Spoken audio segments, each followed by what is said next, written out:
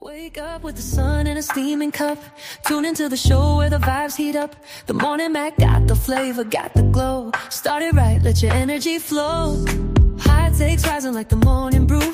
Fresh ideas and a laugh or two. From the first headline to your daily dose. This is the show where your spirit goes. Oh, it's the Morning Mac, where the time don't lag. Get your inspiration packed in a casual swag. Sip it slow, feel the rhythm hit your toes. Welcome to the place where the good vibes grow.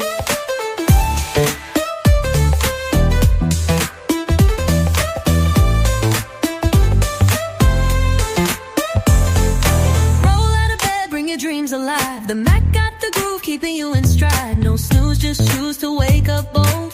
This is your hour, let your story unfold. New ideas with the sunrise spark. Fuel for your fire when the world feels dark. Spinning the tracks of your mental glow. Every listen's a hit on the Morning Mac Show. Oh, it's the Morning Mac, where the time don't lag. Get your inspiration packed in a casual swag.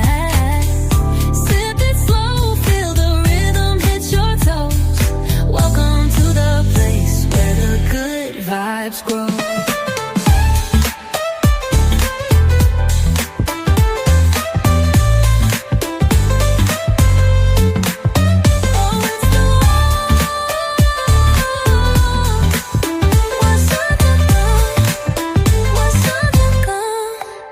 New ideas with a sunrise spark. Fuel for your fire when the world feels dark. We're spinning the tracks of your mental glow. Every listen's a hit on the Morning Mac Show. Oh, it's the Morning Mac, where the time don't lag. Get your inspiration packed in a casual swag.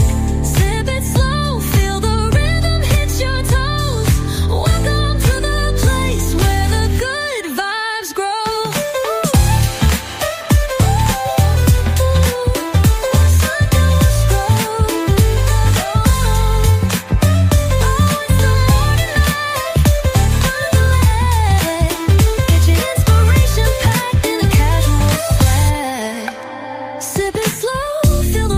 Your toes. Welcome to the place where the good vibes grow. Roll out of bed, bring your dreams alive. The Mac got the groove, keeping you in stride. No snooze, just choose to wake up bold. This is your hour, let your story unfold.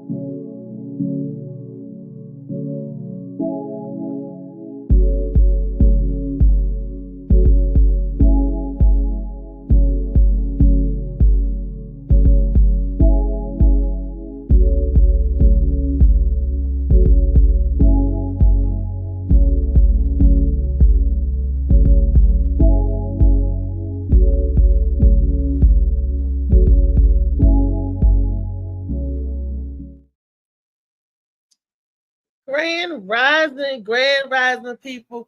It's your girl Reese, aka the best that ever did it, aka isn't it a beautiful day today?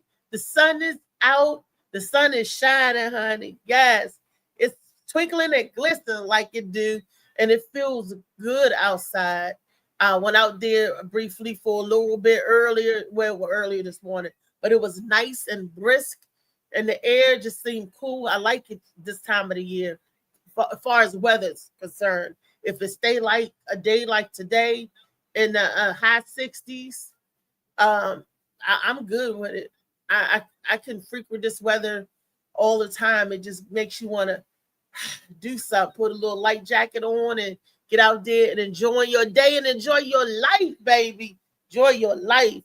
And one thing's for certain, two things for sure. How they say, is that how they say it? One thing's for certain, two things for sure, is that you need Shades of Blue in your life. You need this book right here in your life, baby. Oh my gosh, so much has happened. Since I wrote this book, I was just sitting thinking back, wow, how old is this book? And so much has literally happened in the transformations and everything since I wrote this. Like I said, it's an awesome story. And don't be surprised if you see your story in future books. Because I did a whole bunch of other side projects off in my mind.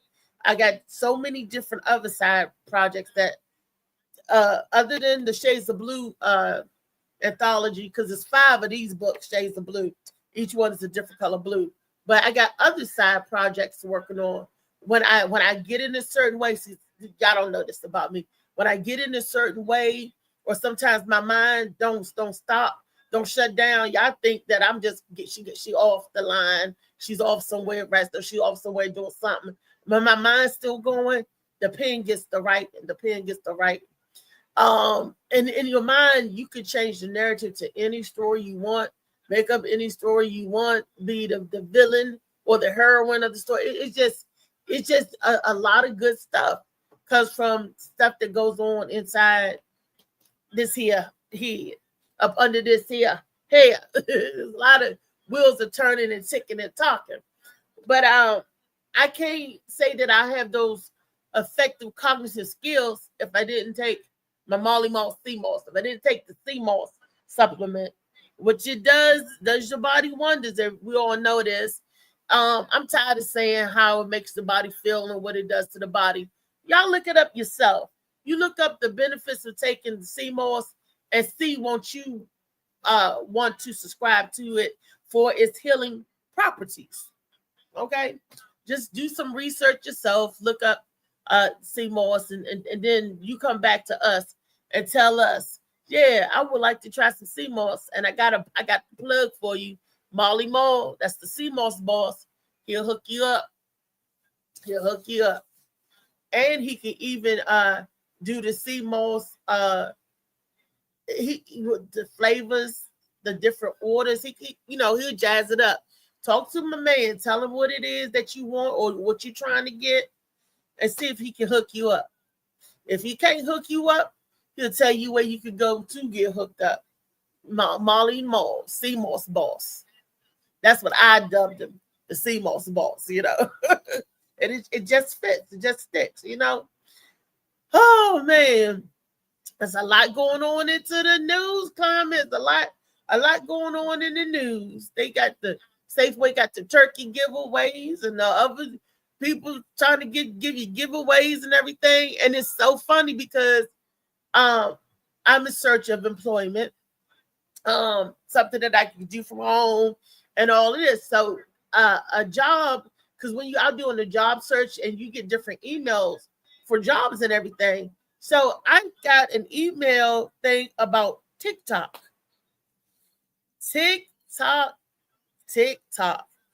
Now, I'm going through this process. It was like, you can watch videos and all that. Y'all know that's a scam. I did not know. My dumb, because I'm not on TikTok like that. But I was like, oh, yeah, I can do that. Oh, I can do that, But it's a scam. It turns out to be, that's so disheartening to me. I'm like, everything we do, everything we on, it's on some scamming type stuff. You can't even get a job. The job even scam you. I say, this don't make no sense.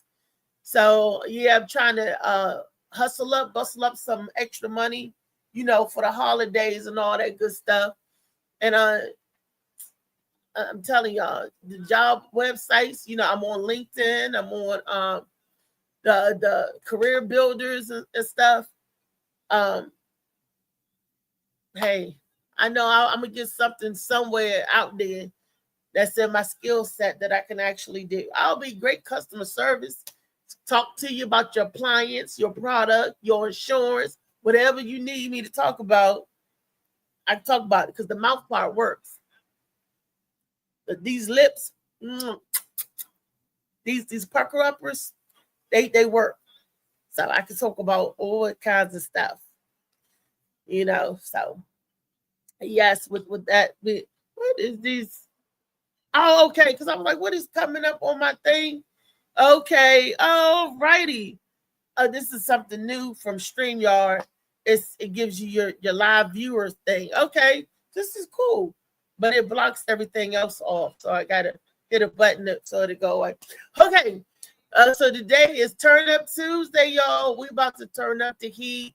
We about to talk about some things, the climate, the weather, and the climate of the political scene and all of that. I guess I'm tired of hearing about that, but I did make a good observation of the people that did that. It was like 8 million people came out, and they said that the average, when I say came out, 8 million people did that No Kings March. And out of 8 million people, they said the average goer for the No Kings March was Karens. That's right. They said it was Karens. I don't know who did the research or how they counted or whatever, but they said the average goer was women over it, well, women in their 40s. White, they said Caucasian women in their 40s. White women in their 40s was the average No Kings March. And I was like, wow, there was the majority out there. I was like, wow, that sounds like a Karen, And they said they heard it by somebody or something and decided to get out there and join the march. I'm like, wow. So that's what they say. I don't know who took the survey, who was out there surveying the 8 million people from all around the country, but that was funny to me. Like, how do they get these surveys? How do they do what they do? But how do they do what they do with these surveys? How would you survey people? Somebody must have been in each crowd in each city where they had to march at, counting the people and asking the people, why you out here? Why you out here? Look, I don't know how they do their documentation or their conclusion, but it is. Let's say good morning to my super producers. Wake up with the sun in a steaming cup. Tune into the show where the vibes heat up. The morning Mac got the flavor, got the glow. Started right, let your energy flow. High takes rising like the morning brew.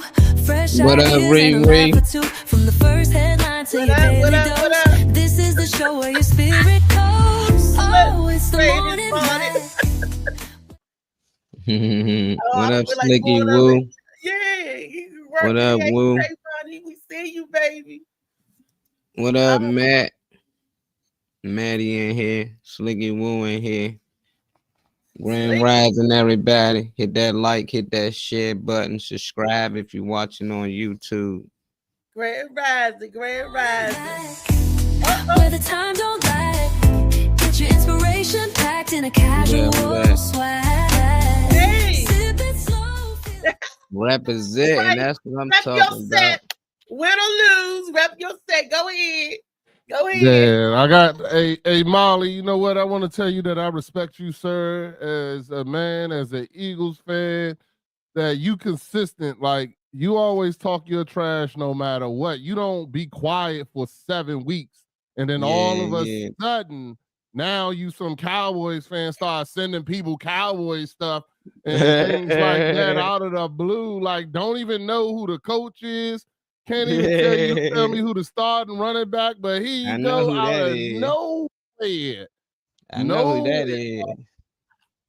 Nowhere. Like, I ain't heard a word, not a thing. And then all of a sudden, next thing you know, my DMs, I ain't heard a text message since November of last year.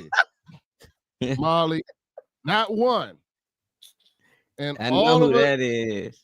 Out of nowhere, here it come. I couldn't believe it, Molly. I was dumbfounded. I was confused. I didn't know where this attack was coming from. So, I just want to make sure that everybody understands that all these new Cowboy fans, what's up, Trey Money? all these new Cowboy fans coming out of the blue all of a sudden. Ain't wore blue since November of 2015. But now they coming out talking about, oh, it's America's team and sending you all My these boy. robotic pictures. See her boys, huh? What you talking? I'm just saying, Molly, you know what I'm saying? Nowhere, dog. Ain't heard. I am not a crook, but I am guilty as charged. I saw this cute video. I thought it was so cute, and I had to send it to Rodney. Because he gagged me about a tie is a tie, and I was like, okay. So when I got the win, I was like, I think I sent it to him Sunday right after the game. Like, look at this. Look what they got. Look what they saw in Rodney. Rep your set. Don't let them win nothing. They win the Super Bowl. Reese's talking shit to people she ain't talked to in 20 years. Remember you talking about my Cowboys? I remember it was 2020. You was saying shit back in 2012. You was saying they ain't went so long. They win is over. Reese got a whole handbook over there. No. That was a good game, man. And Redskins was handicapped. You know, they was out there with no star receivers. They had a quarterback. He got hurt. He tried to play. Probably was already cramping, but he tried to play through it. So his second game should be better with both teams healthy. It's okay. Y'all told me a win is a win. So Yeah, like, win okay. definitely is a win. You get however you can get it in the NFL. It's hard to come across a win. I'm just curious to win, you know, how you can put your fandom up and down whenever you feel like. It's like her cooch. She just put it on the shelf and take it down when she feel like she need it, then she'll pull it down whenever she need to. But no, that's not true. Everybody knows that I'm a Cowboys fan, true and blue. When they win it. Do we not? When they win it. When they losing. Because I'm like, okay, so what? We lost. I don't get mad or bitter when we lose. I'm like, okay, we lost. Cowboys, but I still remain on the Cowboys team. You ain't gonna see me put how many games you watched this season? 3. Okay. What? Let me guess. All the 3 games you won? No. That's the only 3 games you watched on a replay when you found out they won. Then you watched it, huh? It was like, let me see what happened. Let me see. Let me talk I love you too. Talk about the score, the 22 to 44. We ain't gotta talk about none of that. That's terrible, I'm not gonna talk about it with you. That's for sure. Your fair weather fandom. I told you to bet on when you do your picks. Denver scored 30-some points in the fourth quarter, man.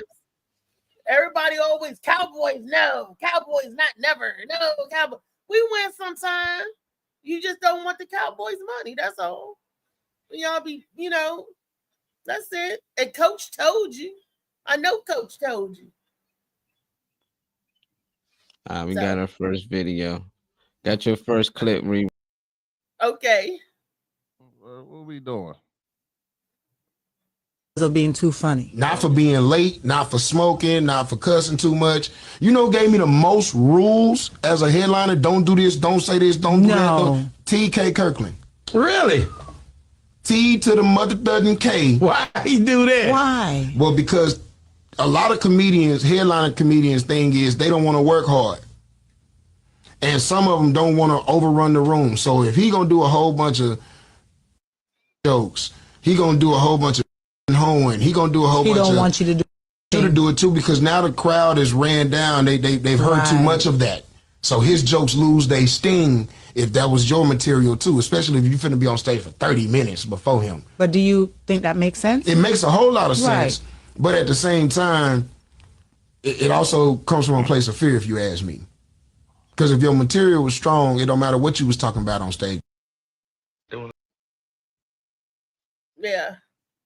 Okay, that's for the comedians out there, because I hear it a lot where comedians will say that you can't be, you ain't supposed to be funnier than the headliner, or you can't do certain jokes, or you can't do stuff like that. Okay, I totally get that, And I understand it to a sense, but like he said, if it's funny, it's funny. Do I believe there could be a saturation of the room? If it's too much of something going on, yeah, but everybody spin it differently. Like everybody like talks about Trump all the time. Every comedian, it seems like they could take a Trump joke and you spin it so many different ways, but it's still a Trump joke, right? But you put your own spin on it, you making it different, you changing it up. So I kind of get what he's saying about the comedian don't want it to be oversaturated, but but when you put your own spin on it, it's not oversaturated because you're doing a twist to that. Rodney, I know you're not a comedian, not full time, but you are, but you are a comedian, But now what do you think about what the guys say? I know you haven't did a whole lot of shows out there or actually seen some people tell you can't do this material, you can't do that. If you're doing a show and they tell you can't make no jokes about this or you can't make no jokes about that, and knowing that you have jokes lined up for that, how would you take it? Would you be like, I'm not going to, for the integrity of your show, you can't say jokes about fat people. Say that's your stick. Joke about fat people. Me myself, it's all I'm a if you paying me, I'm good with your rules type dude. You know what I'm saying? Like now, if I'm just going on a show and I'm going there and it's free or you ain't paying me, then you ain't setting the rules in my book. You know what I'm saying? So that's just how I look at it. But other than that, but I don't like a show. When I go to a show, I like to see different types of comedians. I don't want to go to a show and see, 4 different people do the same style or same type of jokes or things like that. I like the art of comedy more than just the, just the whether or not a person's just funny. I like the comedians I like are smart comedians. You know what I'm saying? Where they're doing certain stuff. I love comedians who will insult the room and then bring the room back to them. I like comedians who do different things. I don't want to see everybody doing the same things, but for me, I like some of the smarter comedians. Like Gwen always has. I can't remember the gentleman's name, but to me, he is really good at how because he'll come in there and he insults the entire room in the beginning. Oh, and then he wins everybody back. Yeah, Lawrence Owens. Yeah, that's him. 100% him. And I love watching him do that because it's hilarious. Because in the beginning, the first time I watched him do it, I was like, oh, he in trouble. I was like, yo, he's destroying the whole room. And then I just watched him just the same way he destroyed the room, the same way he won the entire room back by the end. And I mean, it was crazy. It was, it was really, really good. And I saw that, you know what I'm saying? I saw that art form of it, and I thought it was hilarious, Yeah. So it's and like the Dave Chappelle's of the room or the real big guys who do stuff like that, I love it. You know what I'm saying? People that make you think in their comedy, that their meaning can have 2 or 3 different types of meanings in the joke, Right. So I think those guys, I think that is great too. But I mean, that's just me. That's the one I'm more like a fanboy of. But it's all I like all storytelling. I like, I love what you do. I love what everybody does. But I don't want to see the same comedian do the same show for 4 different people. That's for sure. Yes. Okay. I feel like if you paying the comedians, then you can make your thing. But if you ain't paying, like whoever's pulling out the money, if they tell me the rules, I'm good. But if like just some random comedian on the show be like, oh nah, I don't want you to do this, or I don't want you to do that, or just because he's the headliner, but he getting paid just like me, then nah. You know what I'm saying? No, the comedian was talking about you can't be funnier than the headline. I know, Molly, you see a lot of comedians and stuff, and you're producing and everything. What do you think about the question that I asked him about this being saturated? Like, could a group of comedians saturate the room with the same type of jokes? And Nah, I I, leave. I probably leave soon. I hit a second comedian. Like it's the same shit. You know, I'm here to see a good show. I'm not here to critique which comedian might be funnier than the other. I just want to laugh. You know, so me right, coming there as a viewer, I get it. And the guy in the video, he said he understand it. But if you believe that your material strong enough, it shouldn't matter. But it does matter. You know, you want to put on a good show and if you the main event or you the main motherfucking headliner, that's what people come to see. So about time they get to you, they don't want to be drained out with the same jokes, you know. But I done did events like that before. Like, you know, we had to shoot from certain angles. Like I couldn't have the center shot. I had to work from this side of the angle, but I'm still getting paid. It ain't bothering me. I'm like, all right, you know, but when I had to send my clips in, you know, all mine from side angle, you know, but for the people who had the center shots, the clips we can keep, they can make edits and it's good. So I just reach out to them and was like, we can swap clips. So the angles that I got, I can get for you, or vice versa. And it's no different. I think when we do cookouts, you know, it's like it's a lot of dudes that can cook, like my boy G That, all of them chefs, Hakeem. But if one person already bringing chicken, I don't want everybody to bring chicken, even if all of them good at cooking chicken. It is like, nah, he already did chicken. He bringing chicken. Who gonna bring the fish?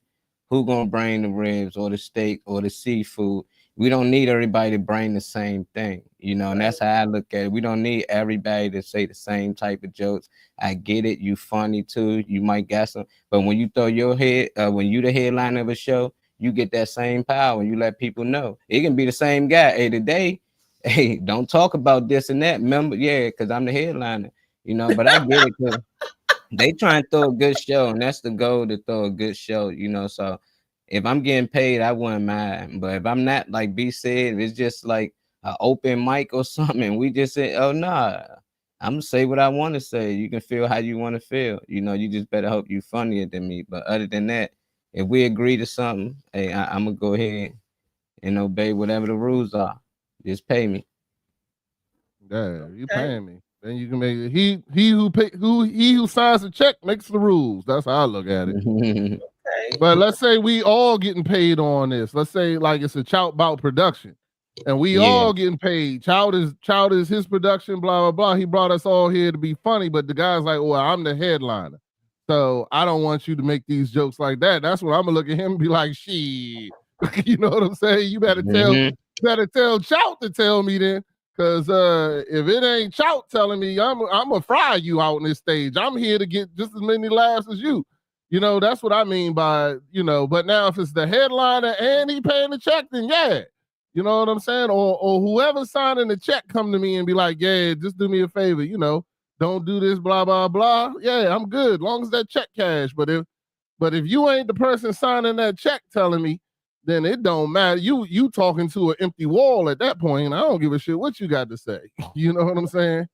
So that, you know, that's how I look at it. That's how I look at it. Right. Just like when the promoter of the show, if they're doing a clean show, they tell you, look, no cuss words. They don't expect you to get out there, drop the F-bomb or the MF bomb, you know, because they told you up front, this is the particulars, this is how we working inside this show, you know, and no cuss words. But what about if you had a show, because the comedian was talking about people getting fired from a show because he was too funny. That doesn't that sound crazy? You get fired from the show because you got more laugh than the headliner. Yeah, that's usually when the headliner is the producer, is the person producing the show, and he don't want you to be funnier than him. You know what I'm saying? That would be that was when I see, you know, I ain't no expert, but that's when I would see it happening. You know what I'm saying? But you know, and I can understand that, but then it's also your fault. You the one that brought me on here. You know I'm funny, so why? You know, how you gonna tell me? You know, I mean, I can see you telling me don't tell different jokes, but that's why you need to have an arsenal. you know, and that's why you need to be able to exchange or this, that, and the other. And then, you know, hey, man, as long as that check sign, I don't care no matter what. Mhm. You know what I'm saying? You don't care. You make the people laugh. And I thought that was the whole art of it. You giving the people, the audience, a good show. You know, that you doing your best for the people, because that's what we do as comedians. We try to put our best foot forward. Sometimes it works, sometimes it don't work, but we still doing it for the audience, even though somebody else is paying our check. But if the audience didn't come to see us, the promoters or the person giving the show wouldn't have the money to pay our check. So you would want them to say something, to do something, or I would want somebody on my team that's funny, because look, I got an ace up my sleeve. Boom. Yeah. Throw that out there and to get the people in. And, even if you are funnier than the headline, and then maybe the producer has some decision making, maybe he could change the arrangement of shows. Because I've been to a show now where they changed the arrangements right there, but because of the people who showed up. So if it's like 50 people that showed up to see a comedian and only 10 people to see the headliner, they're going to do some fandangling and do some switching up. I seen it done at a show right in front of the eyes. They was like, wow. They was like, no, we're going to move this and move that. And that's what's giving a good show is really about. And my girl Jasia Dixon was saying that, because she's a comedian, but she also produced shows. And she said that sometimes the order that you go in don't mean that you're Mr. John. you're not as funny or whatever. The order that you go in. I don't know. Did you watch the Adam Sandler movie that I was talking about, the comedian joint with him and Will? Who was that? Steph Rogen. Yeah. Yeah, and Steph Rogen was writing his material for him, but he was the headliner. That's why I was saying you got a lot of people want to be funnier instead of just being funny.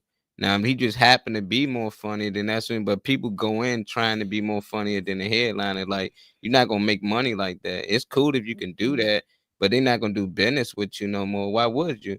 It's like you trying to be more funny than me, and people coming to see me, which bring the money that I can pay you. So now, if they find me not funny because the people open up for me is funnier than me, then I might not get shows. And can you get a show? Do people know this person? So it's like you can be funny, but people cannot know you. You might not be able to sell tickets, but you can have him to build your platform. But on that movie, he was writing Adam Sandler jokes, and he was opening up for Adam Sandler. But all the jokes that he wrote for Adam Sandler Was his too. he said it. So Adam Sandler was like, what the fuck? How you gonna write my jokes for me to say, and then you use all of them before I go up there and I'm the main event, like I'm the headliner. He's like, that was dumb as shit. And he was like, I just got nervous. He didn't know what to say. So he just used the jokes that he wrote for him. But he still had other material to use. But it was still like, you gotta understand, like, is it gonna be about money? Or is it just want to be, I just want to make sure I'm funnier than everybody in this room every time I go out. Because I'm pretty sure Bernie Mac and all them dudes, Steve Harvey was the headliner.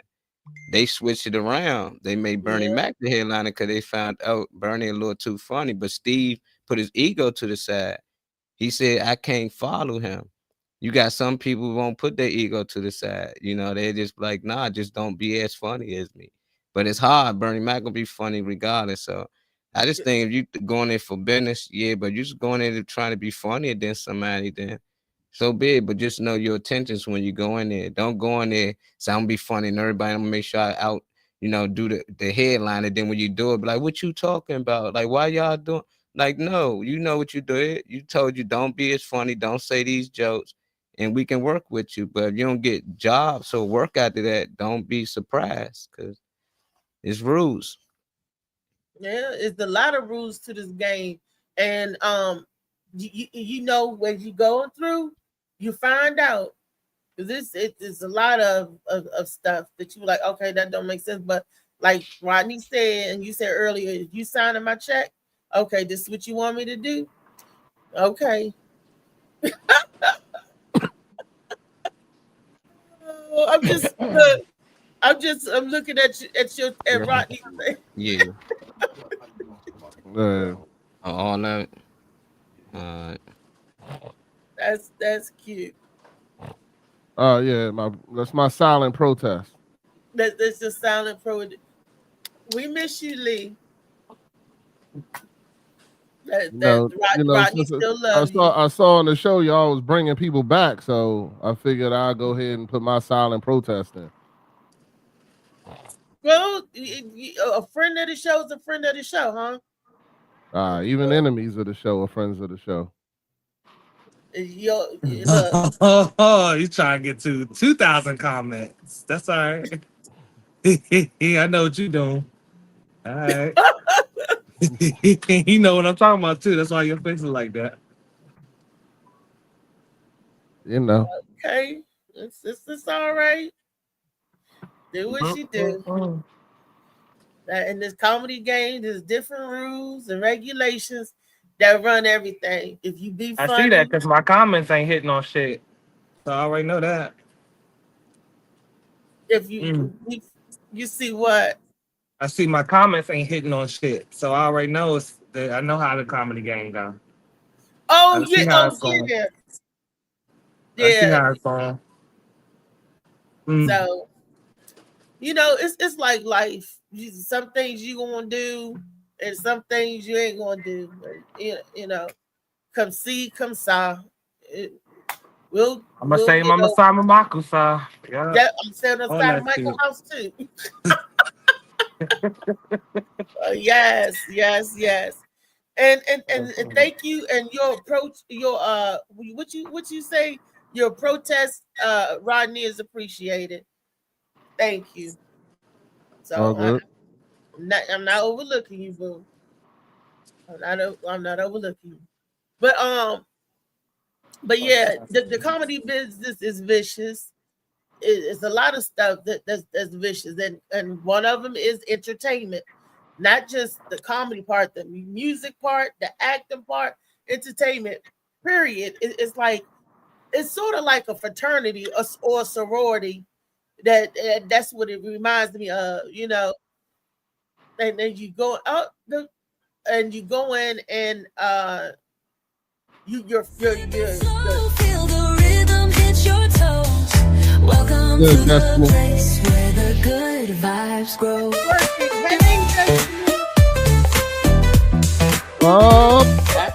Looking now. Oh, looking now. Rodney, I'm gonna beat you. I see your What? Look at Cookie. Your name. I'm just saying. This is my silent protest. We was talking about, protest and everything yesterday. So, I decided that, I saw a lot of new things that I was unaware of and felt, like, okay, that's what we doing today type thing. So, I wanted to today just have my little silent protest. That's all. Okay. Hey, Trey. Hey, Molly. Hey, Reese. Hey, baby. 8 million people were protesting. And this is my thing. They said the average protester for yesterday, not to take it away from the comedy conversation, but just for 1 second, I want to move to this. The average protester yesterday, they said for the No Kings March, the 8 million people, the average protester, Gore, they said was white women in their 40s. And I was like, who out there doing a survey at the protest? They out there counting, girl. How did they? I'm like, did they get names and everything? I was like, well, what survey? Out of 8 million people, you know who was mostly out there, and it sounded like that was mostly out there. They sound like it was Karen. It was Karen's out there. Oh, good. Yeah. Karens make things happen. That's what we need out there. You're right. Mm-hmm. Things happen. What up, Destiny? See, because Karens control white men, and white men is the real thing making the decisions. So you can get Karens out there, then that's just almost as close as getting what we really need, which is the white men that are making the decisions out there. Yeah, you get their mamas. Get their Okay. wives. You know what I'm saying? You thought that my king. And Hello, how are you? they How you doing? protesting all Hey, around the hey, bro. world, man. Okay. Thank you, Okay. Destiny, as a fellow supporter. Okay. I support that movement too. I support whatever y'all support. Um. Hashtag bring back Lee. They I cut you whatever you want. get their Yeah, I mamas. cut you whatever you want. No problem. So Give me one quick second, you okay? say they so the middle-aged white women in their 40s are the ones that control the men, and the white men are the ones that's making all the decisions. That makes sense. That really seriously kind of makes sense. I never thought of it like that. Never thought about it, and I was like, why are they doing that? Is there a reason why they're getting the statistics, or why they gathering that kind of information? Because they know what kind of target crowd they have to go to the next election, because the elections is coming up where the Republicans can either keep control, or lose control with all of these other seats coming available for the other votes, the what they call the roll-offs, or the preliminary votes, or whatever, the Senate and the Congress, those seats. So, and everything out there is my whole thing is protesting didn't do nothing but get your feet tired. I mean, to me, if you want to be more Damn. it drew a lot of business. Don't get me wrong. Oh, it drew a lot of business to the areas that it was in when it was protesting, because the restaurants and the stores, people was going and eating. If you had some waters to sell that day, you can go down there and sell your waters for $5 a bottle. There was money to be made with those 8 million people coming together and doing that protest. Definitely. Yeah, big. That's But big, man. They do cancer walks. They do everything. Like people do stuff because they believe in it. So I don't knock anytime people doing something. I don't know what change it made because I'm not out there to see, what change they trying to make. But that many people come together, I'm pretty sure they did something, and I'm pretty sure they doing it for a reason. But I ain't never understand why people mostly protest and stuff till I started really talk to them. Even if they know they don't get nothing out of it, they just want to take a stand. And it just be like they don't expect nothing to change over time, just in a day or so, but they still willing to go out there and march. I just be like, why y'all be going out there marching and protesting and stuff? Y'all know it ain't really change anything. They just do it because they feel like they supposed to. And they say, why do people go out there and walk for cancer?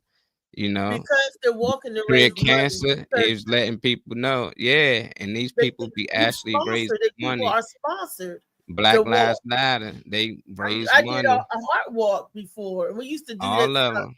Them and protesters, they get money. They raising money. the That's why they keeping protesters get count. money. They getting registered. Who gonna register to be part of this and part of that? Y'all thought Black Lives Matter was just out there marching too, right? These girls got millions of dollars off that, so a lot of people think people just out there to march. Some people out there to benefit because now you got 8 million people that can even buy or subscribe to something. You can just start a page and whatever they was marching for and say, look, subscribe. If you part of the movement, subscribe to this. We got something going on. You just donate $1. It don't matter, so it's just like I think if you out there, you'll know what they out there doing it for, but I don't think it's for nothing. It's for something. That's one way of looking She at said it as white well. women in their 40s realize they voting rights are being taken away if they are married. They say white women in their 40s realizing their voting rights are being taken away if they are married. They also are being told that they should be subservient to their man, current, be damned. It's the most people that was affected by the let-offs were white women. They were the most being let off by the government. Protest. How interesting. Yeah, Gotta they protest. were the ones they are the ones that got hit the hardest as far as the community, even more than black women and black men. White women were let go out of these positions. My wife, they got rid of Peace Corps. Peace Corps was a huge giant where you know, to be honest with you, the majority of people that were working, they were white women. You know, I went to several different Peace Corps events. Trust me, I would say it was more like it'd be more like 60%, you know, white women compared to everything else, and they were in positions of power too. So you know, it was you know, like I said, it's a lot. You know, a lot of them that got hit by all this all this stuff being closed down, shut down. They say that the Diversity and Inclusion Act benefited white women more than anybody else. It did. So you know, when all this stuff get closed down, they the ones losing the job. So yeah, they out there protesting because they're the ones being hit. So now they got to go home and cook for their senator husband. Yeah, when their senator husband was the one that got them the job of being vice president there, under that corporation or under that job or under that you know, their congressman husband or their CEO husband was the one that hooked them up to make sure they got that job doing those high ranking events and things like that. So, just my opinion, though. You make a valid point. I like to hear the opinions. You got a good point there.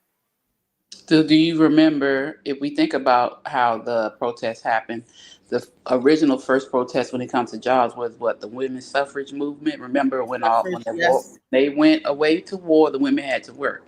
When they came back, they wanted the women to go back home. And the women were like, no, we like to be independent. Well, white women was like, we like our independence. We want to stay out in the workforce. They went protesting. It's almost the same. It feels like it's the same. And, you know, except this is for the no king. Basically, they wanted democracy. I think we were talking about this yesterday. They want democracy. They don't want a monarchy here. And so we did talk about this. Me and Louisa talked about this. And so but it's almost rewound back to the women's suffrage movement. If the majority of the women that are affected are white women that have positions of power, they're going to go back to protest like it was the women's suffrage movement, because they are the ones who were majority affected by that time back then. It's the same now. And of course, I was on the train. Oh, we did talk about it. Yeah, I was on the train, and that's all you saw. I mean, you saw everybody. You saw a few, you know, different little colors here and there, but they were majority white women. And some of their family members, maybe some with their husbands, retired men. You know, but for the most part, that's who I saw on the train with them signs. They were not playing. Wow. Well, like you said, let's see where it goes. What's going to get done? Our government is still not back in yet. You know, there's still the layoffs are still taking effect, and we all know that if they ain't moving the money, or businesses and other federal programs, all that is being delayed and all that's being held up. If the government isn't in there to do what they're supposed to, only essential personnel, it's going to affect travel. The holidays is coming up. The ATF, the airport people, it's already affecting travel now. What they're saying at Reagan National, 500 flights was canceled or delayed because they're short of staff. You know what, Reese? Yes. I say this all the time. If they stop paying these officials, if they stop paying those in the House of Representatives and Senate and the judges, when the shutdown happens, I bet you it stops shutting down. That's what they need to vote on. That's what they need to do. Stop paying. If other people have to stop working, so do you. You do not get to take off and with pay if you cannot settle and get this budget straight. Because first and foremost, the fiscal year ends at the end of September. But the meetings are supposed to happen way before that, so that when October comes with a new fiscal year, this should be able to go. They already have these meetings. They only do this to cause chaos and stress people out. They do it on purpose. They know what budget they're going to do. They know what they're going to cut or add to. They already know this, but they do this every year or every 2 years to drive people crazy. They have the budget meetings all the time. Even the school board has budget meetings more than once a year. So you're going to tell me the whole Congress, who supposedly runs or have powers to finance and not finance the whole country, not going to have meetings throughout the year? They know what they want to do. They know exactly what they want to do, but they make it seem like it's a problem, just like they always want to shut down in January. Why you want to shut down in January? They always want to shut down in August. Why? You already know. Yeah, it doesn't make sense. And they do it at the same time all the time. Nobody is paying attention because all they worry about, oh my God. And it's unfortunate that people have to, what they say, casualties of war. This is like, if that's what it is. You're taking people out of their jobs. You're taking programs that people need.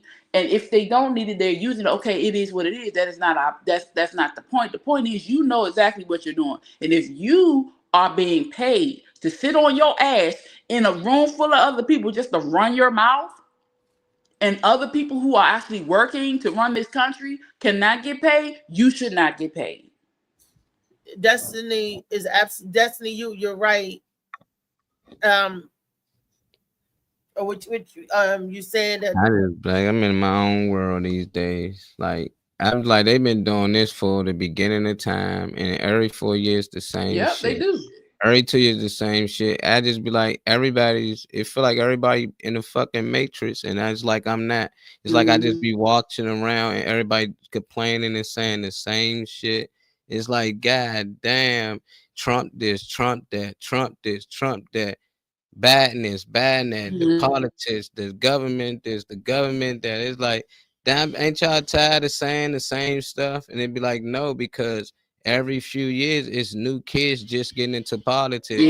Yeah. And they got that anger we had when we first started hearing about politics. When you start finding out they're a piece of shit, so they start to get into it, they want to fight, then they get drained out, and there's some new kids coming in doing the same. So the cycle never stopped. But it's just like, come on, y'all, like, when we gonna stop playing this game? All of them a piece of shit. None of them care for us. It don't matter you take the red pill or the blue pill. They don't give a fuck as long as you take the pill. The gold is not taking the pill at all. So they be like, no, I'm a Republican. You took the red. I'm a Democrat. The blue pill. It don't matter. They just want you to play the game. And the minute you start playing the game, it's over. The minute you start, you know what they need to do? See, I ain't vote for this. Y'all voted for that. They dividing the people. Ain't this what y'all voted for? This all I be hearing. Where the Trump voters at? Ain't this what y'all voted for? Ain't this and this and this and that? Like, they vote for evil. Like, the people you know and love just don't care about anything. Like, no. Like, Trump want to be remembered. So he gonna try to build a wall. He gonna try to have the government shut down the longest ever. So when you talk about it in history, it's gonna be like, Trump did this. Remember when Trump did that? Trump gonna be out there for 10 years. They still gonna be talking about Trump. But it's like they all friends. How y'all don't see that when they on TV and they shaking hands and laughing and joking? When they shut the government down, it don't affect their family. No. So they don't give a fuck. Everybody be like, oh nah, this person gonna fight for them persons. Man, them people is not on the same they going home kicking as everybody else. They live right next door to the same people they arguing with. It's like, when we gonna wake up and stop playing the game? It is like it's never going to end. Check your DM, Destiny. I sent you the link. You said, but the thing again, Molly, like you said, it's the same cycle. If you're not paying attention, it's everybody gets outraged, like you said, because it's new. The new adults are coming in, and they didn't have to deal with that, so now they got to deal with it. But if we got to stop preparing our kids for the BS, we got to stop preparing ourselves too, because for those who do not see it as a cycle are going to continuously get angry, going to continuously worry. Oh, it's a storm. They go raiding the stores. Oh, we got to stop allowing this to happen. Everybody go get some beans, okay? Go get some beans and stock that cabinet. Get some cornmeal or get some box of Jiffy Mix, whatever you want to do. Go get you some rice. Go get whatever. We going to eat. Everybody worrying about eating, we gonna eat. We gonna have to start doing big pot meals like they used to do feed neighborhood. We gotta stop worrying about what they doing in their office, because like Molly said, they do not care about us. They barely care about their families. They worry about themselves. Because at the end of the day, if when they leave that office, because most of them don't leave till they die, they old as hell and up in there. Most of the time they don't leave. But when they die, what you think they're gonna happen? They done already appointed the next child in their house or somebody else that they think they don't care about anybody but themselves. And if we gonna keep following them, or those who follow them, you're gonna perish. We gotta start thinking outside of that. That's like Molly said, that ain't nothing but it's a scam, it's a matrix. It's right there. So when you're outside looking in, you like, damn. Go to the go get you some beans. Go find some farmer friends. Do some days. You know, we gotta stop. But hey, if we gotta survive on beans and rice and good beans, we won't eat. We all gonna slim down. I can lose the weight. I can stand and get a little slim. You know what I'm saying? It's all right. You gonna be all right. Hey, David. Hey, Ladies and gentlemen. Come on, man. You gotta have some more energy than I know that. he wasn't enthusiastic at all. Like you. The Oh, funniest there we man in go. the world. Funny Yeah, man, Dustin. David Green. That's what he said. My people are out here protesting. Remember the older welcome David older and Sandman? Destiny to the show. The DDs. The double Ds. Yeah, I got a question. Do y'all know why a government shutdown happens? Supposedly because they can't come to an agreement. Yeah, it's Supposedly. generally so. Like you're right with the fiscal year ending in September. Around there is when Congress and all get together and they start putting together the financial plan for the next year. Whenever there is a disagreement in what they are about to put financially into the next year, we have a government shutdown. The issue right now is now first off, it's a whole bunch of stupid finger pointing, but what it really breaks down to is that the Democrats want to continue providing some kind of aid to the world because, excuse me, America's supposed to be the Superman of the world, so what the fuck? Secondly, a lot of that healthcare that is potentially being cut, or that Trump's side, the Republicans want to have cut, will highly affect individuals that are on the poorer side, the low income individuals. Another thing that is being discussed is Putin. The Democrats want there to be some kind of tariffs put on Russia as like a punishment for every single motherfucking time Putin says, oh yeah, we'll do the ceasefire. He's still firing on Ukraine. He's still doing it. He breaks every ceasefire that has been put on him. And the Democrats want to put some kind of tariffs on him. Like, there are tariffs all over this fucking world. What do you mean there are no tariffs on Russia right now? And Trump's reaction was, oh yeah, it's just not time to do that yet. We're going to put that off. We're not going to put that into this next coming year because, you know, Putin would be a little upset with that. So we're just not going to do it. And so it's the conflict between Trump's side, so the Republican side, trying to take away medical from a shit ton of Americans, not just outside of America. And there's this stupid thing that Republicans go, oh no, Democrats are trying to give health care to illegal immigrants. Illegal immigrants cannot and will not ever be able to get government funded health care. That is a lie. So it is strictly health care and whether or not we're going to give Putin some kind of disciplinary factor for what he's done. And because of that, they're like, oh, yeah, we're going to shut down the government and make it out like this is this incredibly large issue and start cutting everybody's jobs, which is bullshit. So it's a little more deep than pointing fingers. Government shutdowns happen all the time. But like I mentioned in the comments, if y'all saw that, in Trump's first term, he broke the record for having the longest government shutdown in history at 35 days. It's not a new thing. They're acting like this is a big thing and it's going to impact us drastically. It's not going to impact us drastically. What's going to impact us is whether or not they can come to terms and find an agreement that somehow they both agree on. That's an if. And if they do, Is it going to be as simple as Trump says we need to not do this and not do that, and now a shit ton of Americans are going to have to go without health care? That's the biggest thing. And you know the problem with that? Like I Tell me said, more. these meetings and conversations happen all year round. There is no excuse as to why that budget is not done, because first and foremost, once they get the budget for 1 year, they begin working on the budget for the next year. They are telling us this stuff because they want us to believe that they don't know what they're going to spend. They know what they're going to spend. They know what they're not going to spend. A lot of these plans have been set in motion from over 20 years ago, 15 years ago. This is nothing new. They continuously say this, but they already know what they're going to do. If the Board of Education, like I said earlier, if they have budget meetings throughout the year, if they are coming together to have these meetings, if they include the parents, if they include all this other stuff, why is the government not doing the same? They do. They just tell us they're not. They choose to do this. These are all manipulation tactics. They know They what they're do. doing. They do have meetings all the time, but this one is the big meeting. The big meetings happen throughout the year. You cannot just have a budget where you are financing the world once a year. This is not a once a year thing. This is the big one, though. Putin. The big one. They act like Trump the first president to deal with Putin. Biden, all of them was dealing with Putin. All of them there was Obama.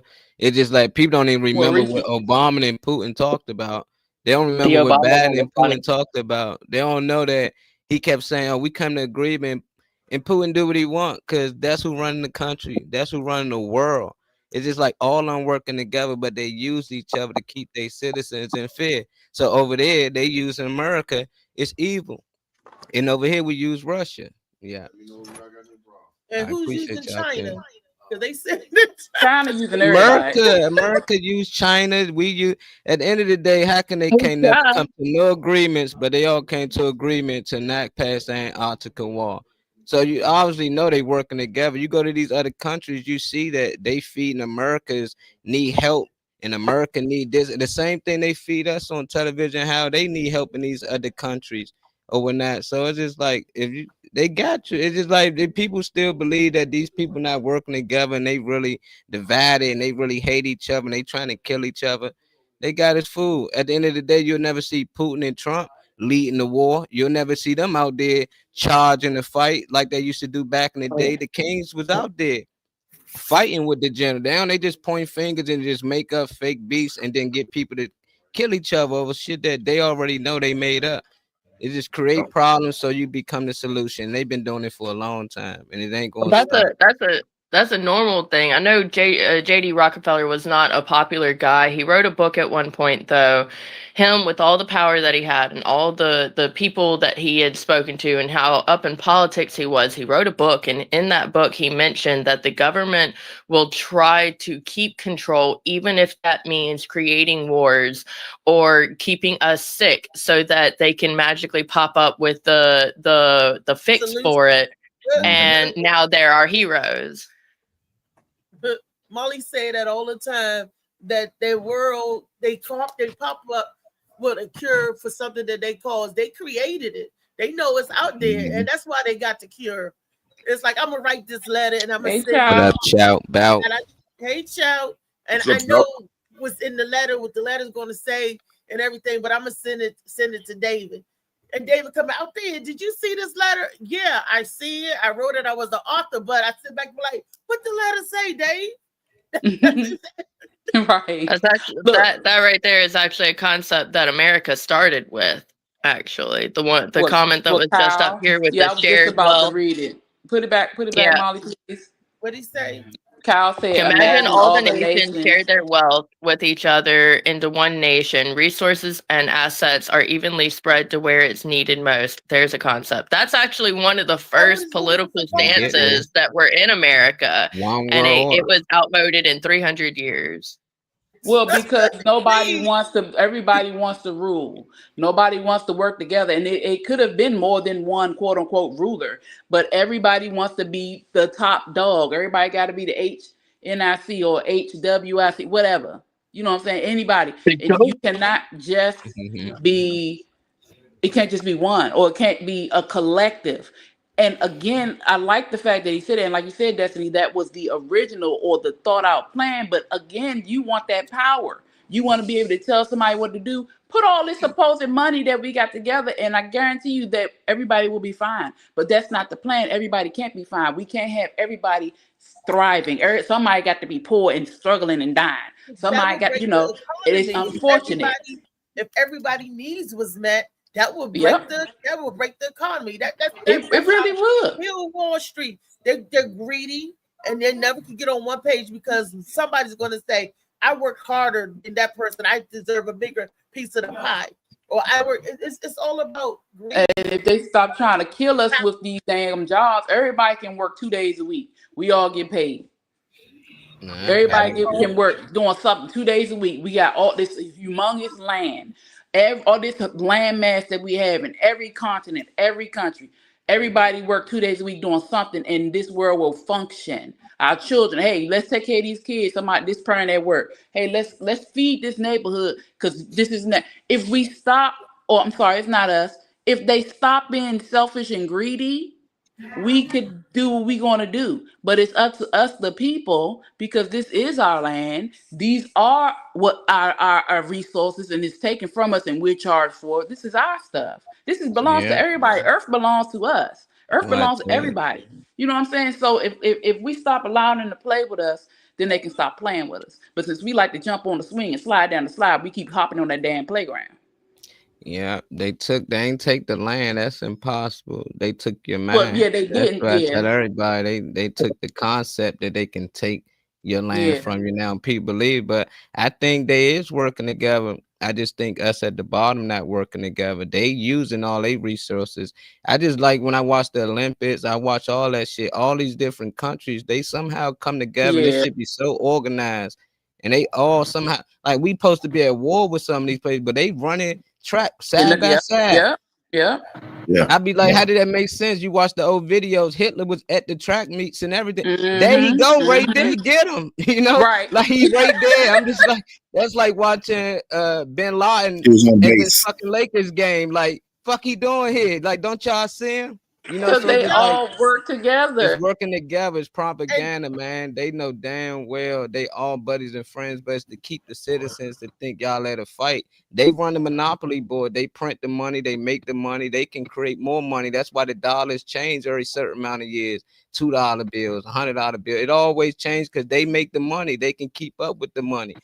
So it's like we got to stop playing the game. What you was gonna say, Riri? I seen you about to say something. That Jesse Owens said that when he was in the Olympics and how everybody said Hitler was this bad person, dictator, whatever. He said Hitler treated him good when he was over there. That he wasn't nasty to him. He wasn't, it wasn't none of that. And they showed him love when he was over there. He won the Olympic and then he came back to the US. And of course, you know what they did on him when he got back here. The treatment was different. So Europeans we think that the Europeans are mean and evil and Hitler's not of this, not of that. And then when other people go over there to actually meet Hitler or met him and said, no, he's not that way. Do you think that they say that about our president? Do you think that people that overseas, other countries, France, Europe, whatever, when they meet our president, do you think they say, oh, he's a really nice guy. He's really not that way, the way the people of the world paint him to be?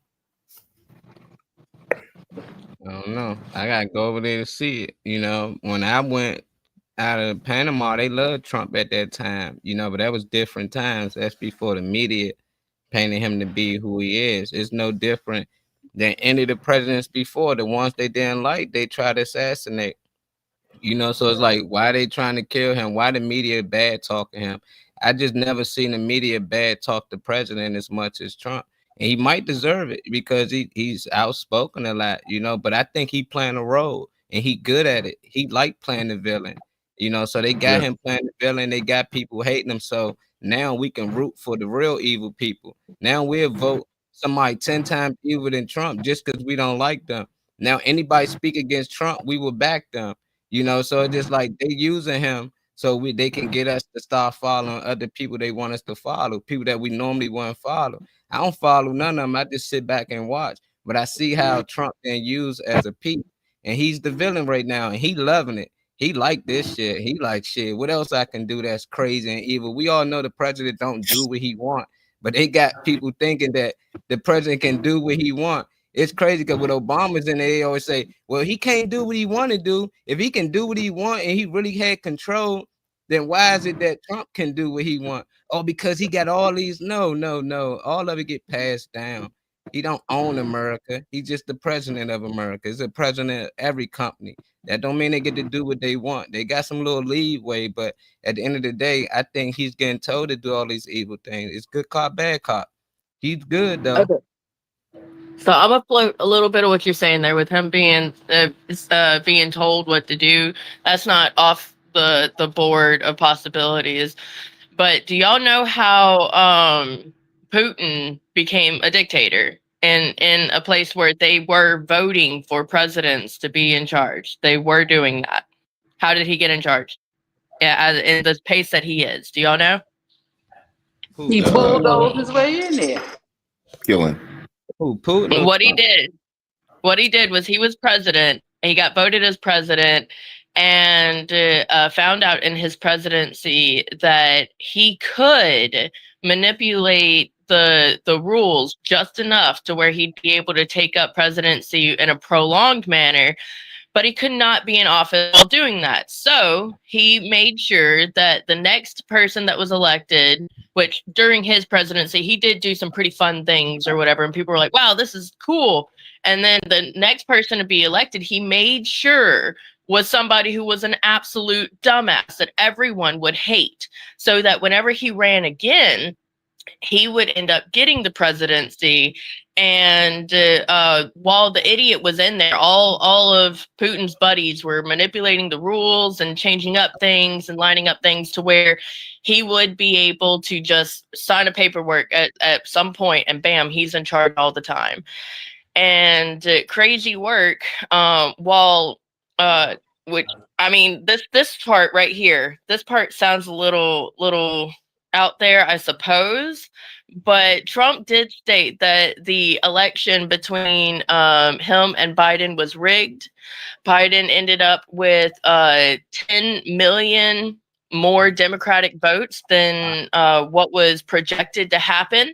And whenever Trump went through and started naming all of the very clearly fake Social Securities that were being paid out, he named out 10 million false numbers. There was a Republican in that place that was actually traded out about a year into the Biden administration. So I think that motherfucker did some twisting and turning with numbers, and goddamn, and they made sure that a dumbass ended up in presidency. And then everybody wanted Trump back because Trump was so great. And now Trump is in there. And before he got in there, you know what was popping up? That Project 2025. That was like the next Republican to be elected is going to be able to have power over all this shit. And he got elected. And Project 2025 has been in full-fledged, even though they swore that's not a thing. It's been in full-fledged. It's almost 2026. Everything that was in that 2025 bill have not happened. Just because some things happened don't mean all of it happened. Because I think it was crazy. It was beyond crazy. It wasn't 2025 is going to be the only year that this works, though. It was whoever is in charge in 2025. And that's the thing. They still got people thinking it's a dividing thing. Oh, you Republican, you Democrat. So if a Republican did this and that, like, no, people switch parties just to win races. I done seen people did Democrat for 10 years, then they swap over to be Republican. I can win. And now they Republican. So I don't get into, this person Republican. They all playing the game. They doing their part. It's no different than a movie script. Like, this is your role. These the lines you say. And if you can't say it, we would JFK you. You know, it's presidents that actually got off script and they got killed. It's like we got history of this.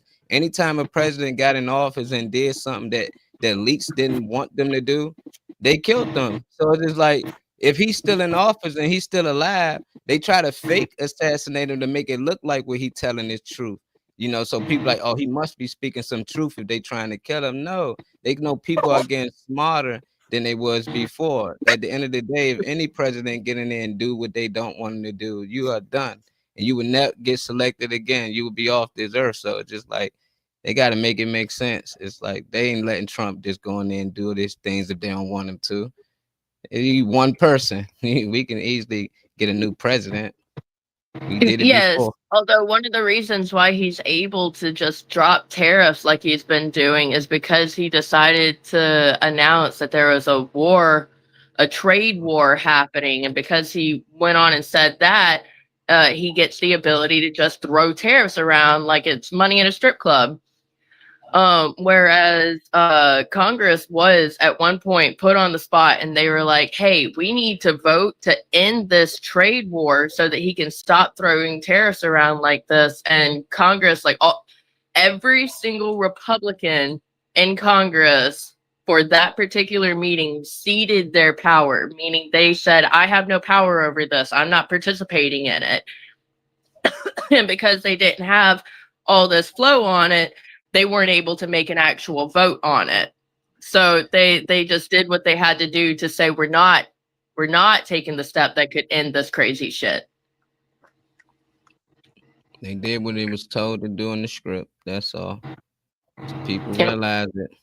You want to know JD Vance will be next. He might be next up. He getting this road together. I can see how they building him up to be one of the next guys. Like, it's all set up. Like half of these guys ain't even that sharp. Niggas think Elon Musk really smart. Y'all really think he can build these cars? It's people who actually build these things and went to school with it, be asking him questions he can't even answer, things that he should know. It's just at the end of the day, if the media tell you he's the richest man in the world and he's the smartest, people believe it. Like, no. His kids out here way He was smarter. smart enough to manipulate people to do his job for him. Yeah, you And just he pay. paid. Yep, a real huckleberry. That's smart. Wow. That's the smart part. Yeah. Nope. Do y'all think now this was a question asked to the president? Should the president abide by the Constitution? Do any of them abide by the Constitution? No. Who made the His Constitution? response was, I don't think so. Yeah, I don't think so. They ain't write it.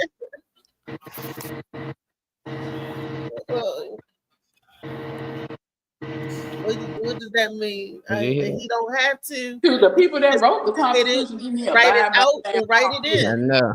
People wrote it on it bad. They Right. just wrote it for us. People to wrote follow. it are dead.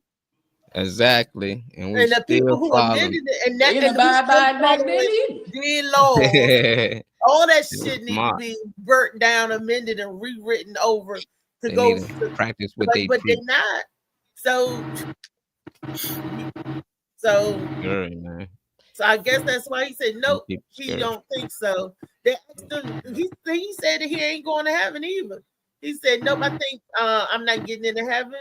He might not get in there. Yeah, I want that picture circulating. I want that one circulating. Where's that one at? He did a talk on Air Force One. There was he did a thing and he said it maybe right here. He said it loosely, but you know how the media and everything they take it. And he said, how we know this ain't it? He said this could be heaven right here. He said, but I don't think I'm going to heaven. No. Yeah. So just type in that speech. If they didn't take it down or news I don't interview. think none of the presidents going to heaven. Like, at least he kept it honest. It's like you get one honest president, people pissed off.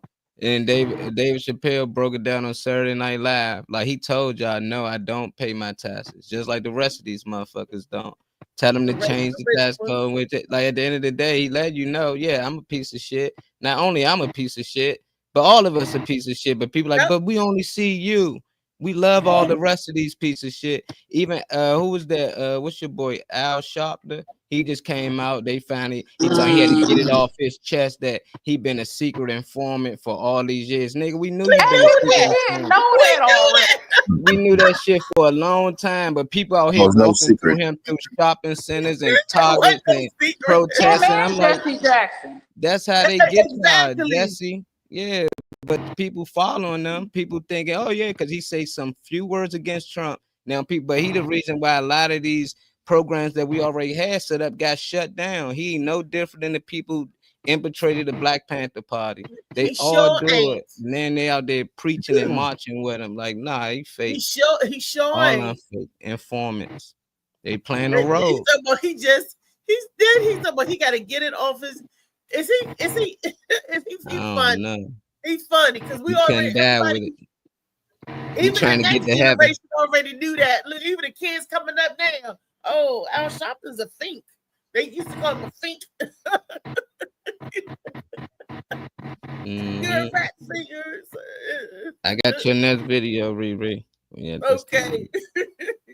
Al Sharpton, get it off his chest. Get off the chest, Al. Get it off the chest. He couldn't hold it no more.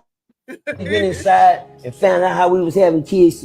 Let me let y'all know, when they went inside and found out how we was having kids successful and how we was getting all these engineers, black people in the corporate market.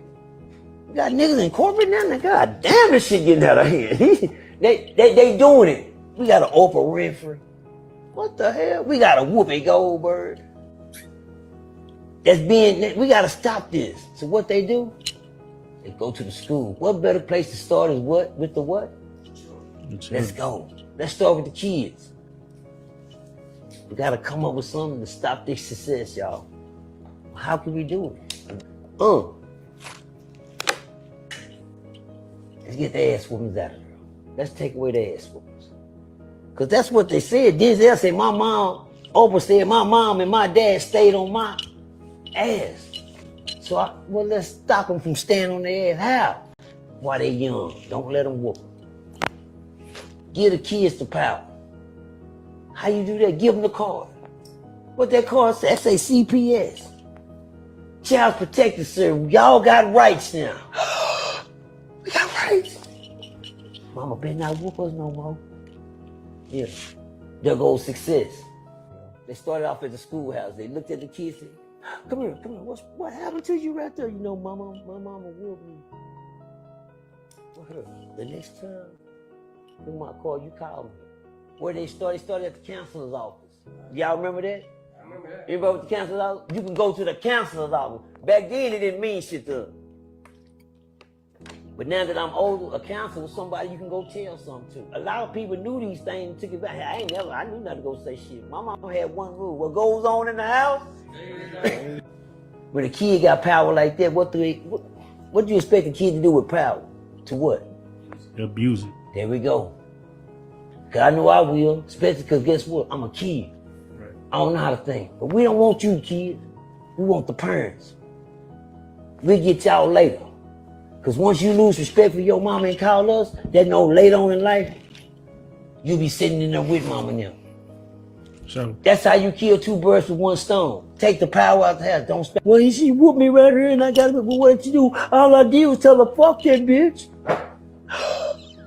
And she did that to you? You didn't hear what they said you said? That went over their head. That's all you said was a verbal comment and she did that? Did you hear what the mother said? I just told her, fuck her. Oh, that she shouldn't have done that to you. They're not listening to nothing that you did for the respect. Because they taking the respect out of there. Huh? They destroyed the household. So guess what? Once you give the kids that much power, and they can come in your house and sit there and put the... Let me let y'all know, when they went inside and found out how we was having kids successful and how Fear the rod spoiled the child. I'm sorry. You know, when I agree with that. When I first saw that, I had to, stuff came flooding back to me. I was like, oh my gosh, he had some valid points. I'm like, oh, that's right, that's true. God is counselor, yes. And I was like, oh my gosh, he said a lot of truth in that, especially how things were ran. And like you said, spare the rod, spoil the child. But yeah, the rod is not necessarily beating. Y'all need to know that discipline is not right, beating. it's to teach. the rod is punishment, not but always to teach. We gotta remember that. but what he's saying, Yeah, take the whipping part out of it. Take the whipping part out of it. He's saying that they gave the children the rights. They gave our children rights when they say call CPS. You can bring the government into your home and they could get your parents. It's like nowadays going to school, the parents are afraid of the kids, the teachers are afraid of the kids, and the kids ain't afraid of nobody. That's why you got so many kids going around doing, you got a lot of them doing good stuff, but then you got the wild ones that if you try to put them in check, they check you and take your life. Checkmate, boo. Oh, here at the bus stop trying to tell the kid, about growing up, what he should do, shouldn't do. Kid get mad and boom. Now let's see, because they changing the laws, right? They're going to start giving children adult time. If taking the same type of punishment that they would give adults. I'm for that, because if a child do a crime and like an adult crime, some children learn, some children don't. But if there's consequences and repercussions behind it, they know they're not going to get a slap on the wrist, or they know that they're not going to get sent home because of their age. There was this story that I was reading about this 14-year-old girl. She's 14 when she got sentenced. She was a young girl, dumped glue on a student's head. The teacher begged the people not to suspend her. So she gets into another altercation, go in the office with the same teacher that saved her life, and got mad at the teacher, stabbed and killed the teacher. And you know what her thought was? I'm a child. I'm young. I can't get no time. Release me back to my parents. That judge gave that little girl the smirk on her face changed when that judge said you got life in prison, because you knew exactly what you was doing. And you even said it. Yeah, I did it. I stabbed the teacher in the neck with scissors. I did it. That was taught to her out there. Mm-hmm. That was taught. Yeah, I to feel her. like the parents should have been investigated in that case. It wasn't like, the thing about it is these things are being taught to our kids. These things are being put in their mind, and as a parent, you just gotta break that as soon as it happens. I mean, I grew up in that area where guidance counselors became a thing, and this, that, and the other, and you could go tell your parents. And I went home and told my parents. My mother said, the day you call CPS be the last day you live here. They can take and I said, what do you mean by that? And she was like, because if you call CPS and they come here, I'm not going to fight them. I'm going to tell them to go ahead and take you. You know what I'm saying? And then it became, who do I now? Did my mom spank me? Yes. Did my dad spank me? Yes. Did I call CPS? Hell no. You know what I'm saying? I mean, and it's the same thing I told my kids. You know, I let them know right off the break. My son came home with that shit one day talking about, they say you can't whip my ass. I said, how about I whip your ass right now? You can call them right now. And he was like, well, why would you do that? I said, because I'm going to let you know when you call them, you gone, nigga. Like, I'm going to pack your shit for you. Just make sure. You know what I'm saying? You can go right with them. Because if you think this government coming in my house and changing my rules, you shouldn't be living here in the first place. You know, and I mean but I mean for that young lady, and even some of the young ladies, like they got the kid they talking about is terrorizing DC now that's still in cars. You know what I'm saying? Still in cars. He been arrested somewhere like 25, 30 times. You know what I'm saying? But that's bad parenting. His parents, the people that didn't even the parents, the streets. The parents ain't watching that the streets are educating him and telling him that, oh, well, if you bring me these cars, I'm gonna give you 500. You can't get no time anyway. So bring me these cars. You know what I'm saying? And that's all something that's being taught to him. It's sad for that child to be in a predicament where somebody can have that kind of control. and there isn't a parent or somebody there to tell them no. I mean, we've all raised, for every bad kid, there's still 10 successful ones. That's the thing that people don't realize. We can still talk about all these kids going to jail, but we still also should talk about all these kids graduating college and high school. The college rate right now of graduation is higher than it's ever been, higher than it ever was in the 90s. And all we talking about is these YNs. But we have the highest Black graduation rate and going to college right now, today. You know what I'm saying? But nah, we focus on the YNs and this, that, and the other. But the fact is that, yeah, I get it. That's what's prevalent out here. But on the other aspect, there's plenty of kids going to college and doing great things as well. And those are the ones we don't talk about because we don't have to talk about them. We're trying to get the attention or save the ones that's out there doing these bad crimes. They're the ones that don't want to be saved, Reese. They don't want to be saved. If you 14 and you want to be saved, somebody, you don't want to be saved. Don't save her. You don't. She don't want to be saved. I don't know. I disagree. Go ahead, Reese. I was going to say I disagree. I think a lot of these people want to be saved, and society just looks at them as the dregs of society and turn they know, like, forget that, he doing this, he doing that. Who said he don't want to be saved? Show him, teach him a better way. I mean, you're around your influence, but just because he's hanging with the bad crowd or the bad seed, do not mean he don't want to be saved from his situation. Maybe that's him crying out. Maybe that's him saying, somebody stop me. I took the call, somebody give me the help, but you keep letting me go back into the environment that I'm trying to escape from. Well, when they go to jail, then there they go. Yeah. Well, I mean, there are individuals that are taught that their behavior is acceptable, even whenever it's erratic. I'm going to stop right there. That's true. Listen, okay, so let me back up. Mm-hmm. The CPS situation, we allowed that to happen. They told us that we couldn't do in our house. Who gonna know what we do in our house? Unless you go out there and tell them what we doing in their house. We allowed that mess to happen. They say I can't beat my kids. Who told you that? They in your house while you in there teaching your children? We allowed that to happen. And like Rodney, like your parent told you, my mother told me the same thing. Go ahead and call them. I'm gonna beat your ass till they get here. And you know what I told my kids? Like that Go ahead. I never wanted to, but I came home telling them what they said. Go ahead, I'm gonna beat your ass till they get here. I told my kids, look here. If you have a problem with how I'm trying to rear you, how I'm trying to cultivate you and teach you, go ahead and call me. I would appreciate the vacation. Go ahead. My children, none of my children have ever picked up their phone to call because I told them, pick it up and you going with them.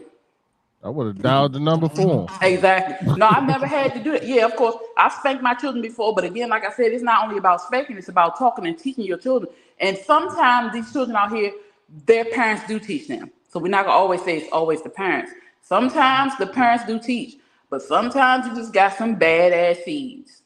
And sometimes them seeds got to be sitting in a jail cell. And again, all of this is a part of the plan. When you take respect or supposedly take things that are to help the children out of the household, it's because they want to grab them and use them for what they want to use it for. Free labor. You go to jail, you free labor. Yeah. Off the breath. Like, what are you doing? Mm-hmm. Taking away, you turning against your parents, now what? Now nobody gets to teach you the right prisons way. are actually the closest that I suppose I could say the white man could get to creating slaves legally. Yeah. Was now we've got prisoners, they're bad, we're going to make them do work, and it's free work. Yeah, but again, we don't teach that. We don't tell our children that.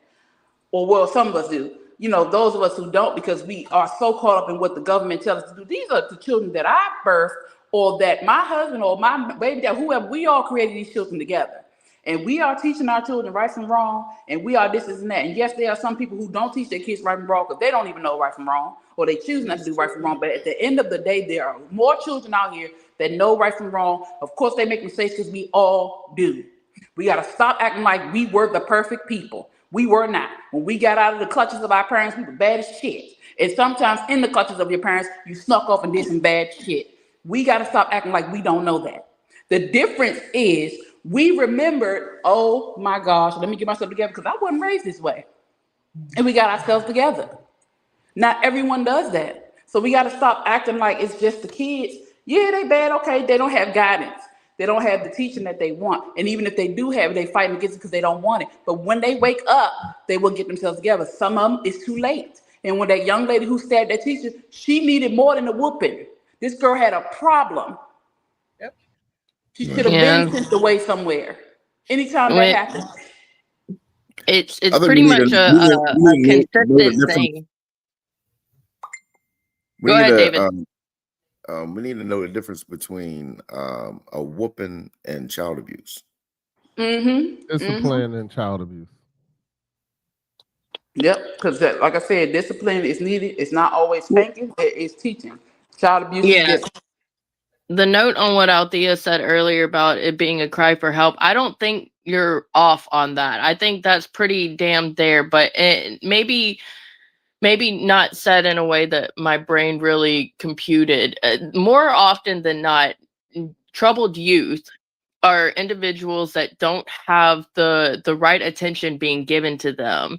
They haven't found their thing yet that they really love doing, and they've maybe got some issues at the house or something. But then there's this guy that, regardless of whatever this guy or gal might be doing, this guy or gal is telling me that I'm doing good, and they're giving me positive feedback on this negative thing I'm doing, but I'm getting positive feedback. There are two sides to the rod, and I mean, there is the whole spare the rod, spoil the child. I popped my daughter on her hand. I popped the fire out of her, but it taught her that there are disciplines, there are consequences to negative actions. And even look, my daughter was 8 years old. I was talking to a friend of mine and she overheard the conversation. I was talking about how this girl was decided to hang out with a certain person and this happened to her, and my 8-year-old came around the corner and said, "Mommy, so you know, that was an adult. She understands the consequences of her actions." And that's coming from my child. So if you teach them, they understand. And if you give them that positive feedback, rather than just trashing on what they're doing, they're not going to go searching for anybody that gives them positive feedback. I think it's like with programming too. Like, it ain't always bad or good. It's just a thing I think people should do with their kids. Like, when we came home, I can have an A in math. Like, I always get an A in math. And I had like friends, they used to get rewarded. And we ain't get rewarded for shit. Like, nigga, my mom was like, "That you supposed to get good grades. I ain't about to reward you to get good grades." So when I got old, I was like, I'm gonna reward my child and my nephews and them for getting good grades, you know, because there's something about when you get that money and you like, oh, you got an A, they want to do it again. You know, they're like, shoot, I just got $100. I'm about to try to get all A's. And my daughter been having all A's since she been in school, because I know when I was young, if been my friends stole a car, we got praise for that. We ain't get, you be like, oh, them little niggas be stealing cars. I seen y'all got chased, boy. I said, so you like that feeling. It's dopamine. It's just like, oh, we gonna get that feeling again. We gonna have to do it again. And the older dudes, they gonna praise us because you ain't had too many. You had a few. I'm like, what y'all doing? Y'all need to do that. But if we was getting rewarded for doing good, I think it would have changed our mindset. For me, I played my first basketball tournament and I won MVP and we won the championship. And my brother gave me $20. He said, for every trophy you bring home, I give you $10. If you win MVP, I give you $20. Ever since then, I've stopped playing sports. I got into school. I needed grades. I was a straight A student. I was like, I didn't know I can do the work. I didn't care to do the work. I do a bit enough unless it's math. But ever since then, I just was like, damn, bro, look, I got another trophy, to the point he was like, look, man, we're gonna have to come down on them numbers because AAU, you play a tournament every weekend. So we was winning like 3-4 tournaments every weekend. So I'm coming home with trophies and awards every weekend. And I just fell in love with it. But if it's like, if a kid got something he like to do, it can be something small, even if he drawing.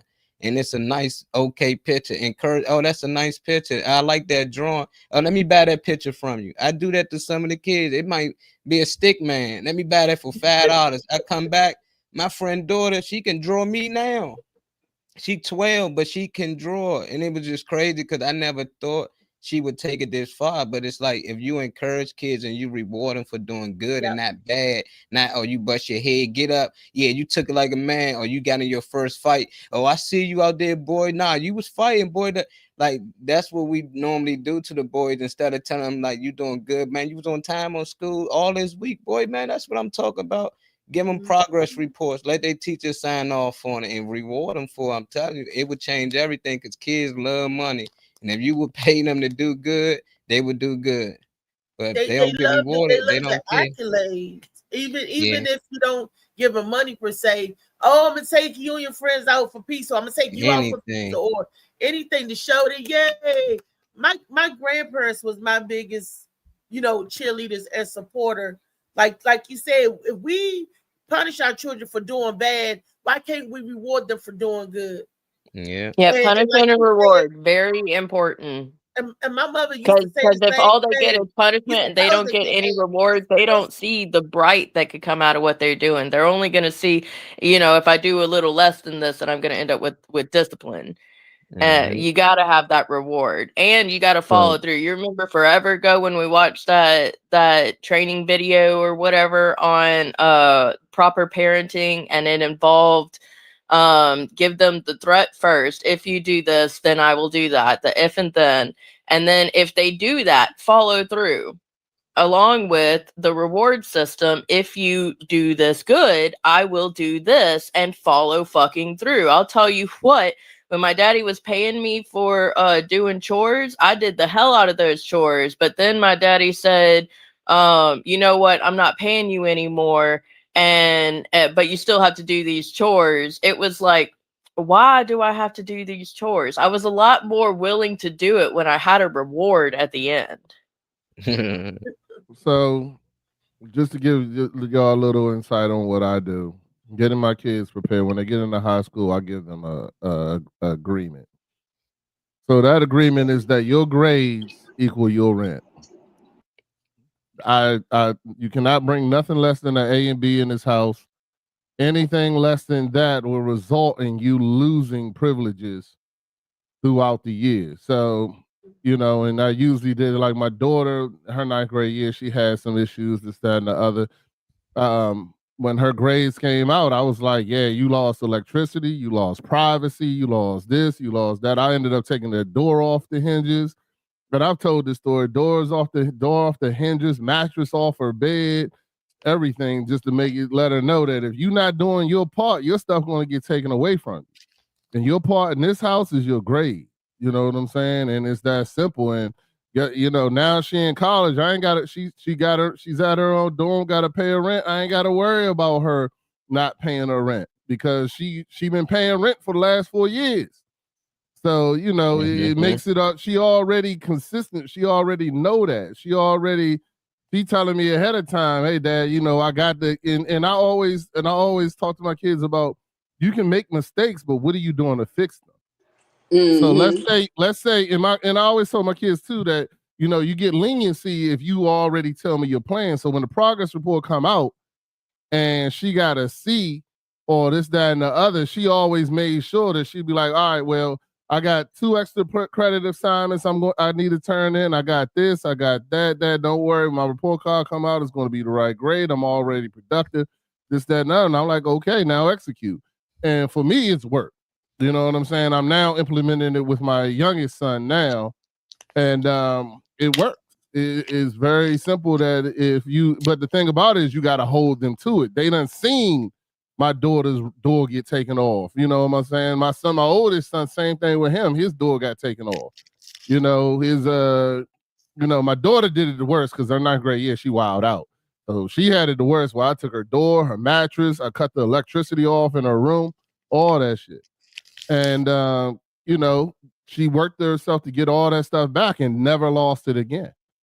You know what I'm saying? And that is something that, you know, like you said, you come up with these plans, you come up with these things, you still got to execute your part, because the biggest thing we make as mistakes is we make all these threats but don't go through with them. You know what I'm saying? And then that teaches them that rules are optional, not rules. You know what I'm saying? In my opinion. So I always made sure that, and even when it's uncomfortable, and it was even more embarrassing when my in-laws came over there and they pitched the goddamn fit.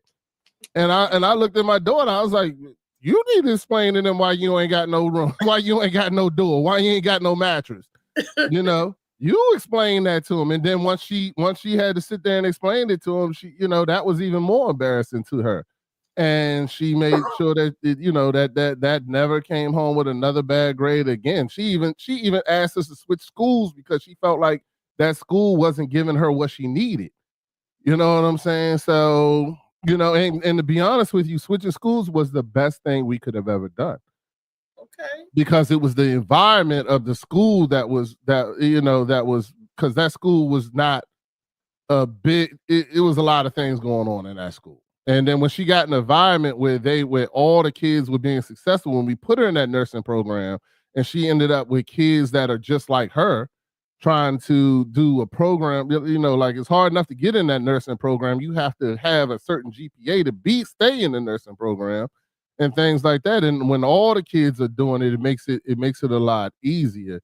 And it's the same thing when you're in a classroom where all the kids are acting ridiculous, then it makes it easier for her to follow that trend. But if you put her in if you put the kids in a situation where they can be successful and put enough successful people around them, then that success is the same bug that happens when kids are bad as well. So that's so true, Roddy. I had to do that for my daughter. Took her out of, because she was having it was a lot of stuff. But now the school she's in, I mean, she loves the school. She's doing wonderful here.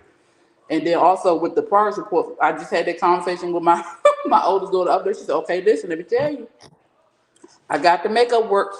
So this is just the progress report. You know my report card gonna look good." I'm like, yeah. But I'm gonna let you know I'm a crazy ass dad. As soon as I looked at that progress report, I started unnailing her door. I started knocking the hinges out that joint. And she was like, I didn't even see it yet. She was telling me.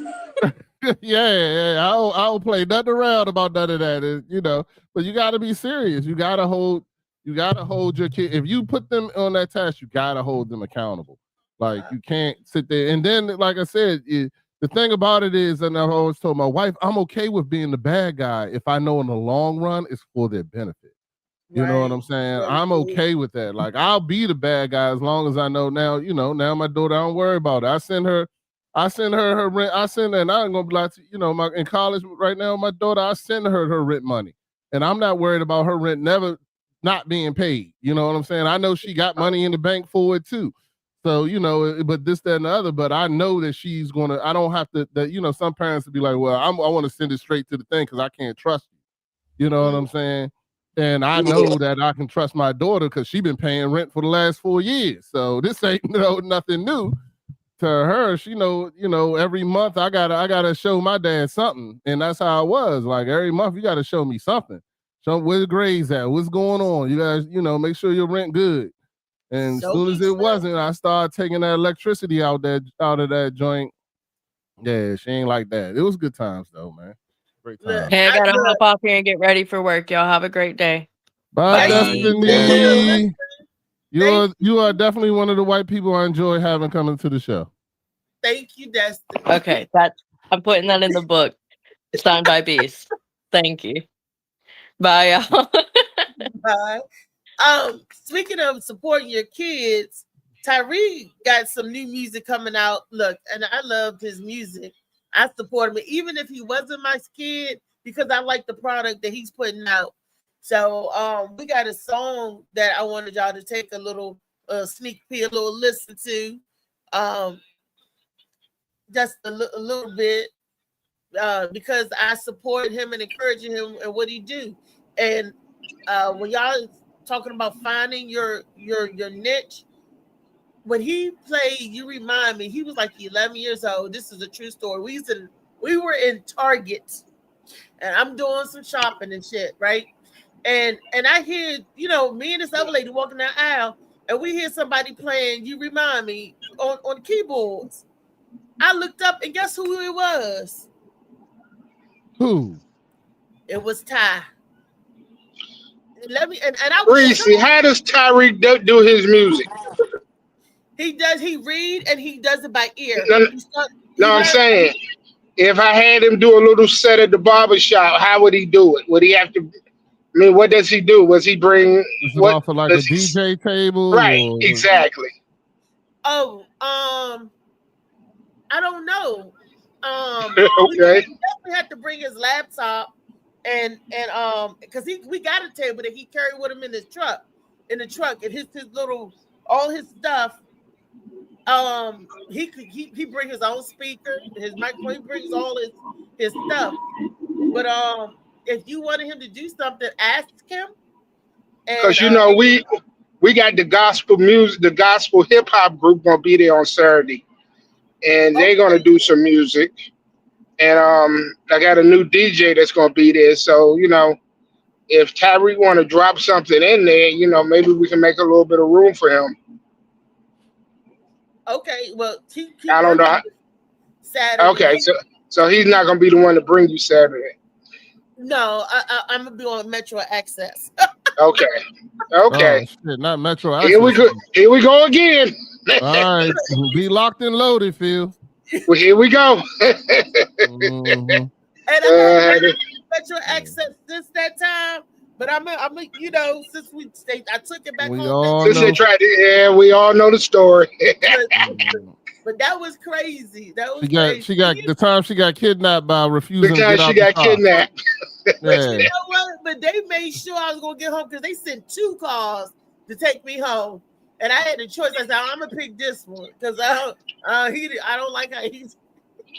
So, but yeah. So I'm gonna Okay. access. But if we could do it ahead of time, and he may be able to, Well, maybe next month. I'm working on the lineup for next month. So okay, I'll definitely ask him. I know. I tell you what, you talk to him. So I won't be the go between because I know I'll be always acting like the momager. I'm gonna let you guys, talk to well, Reese, you know how I run the show. I ain't gonna be able to pay him, so it's you either do it or you don't. That's why you talk to him because sometimes it's not about the money, Right. but the exposure.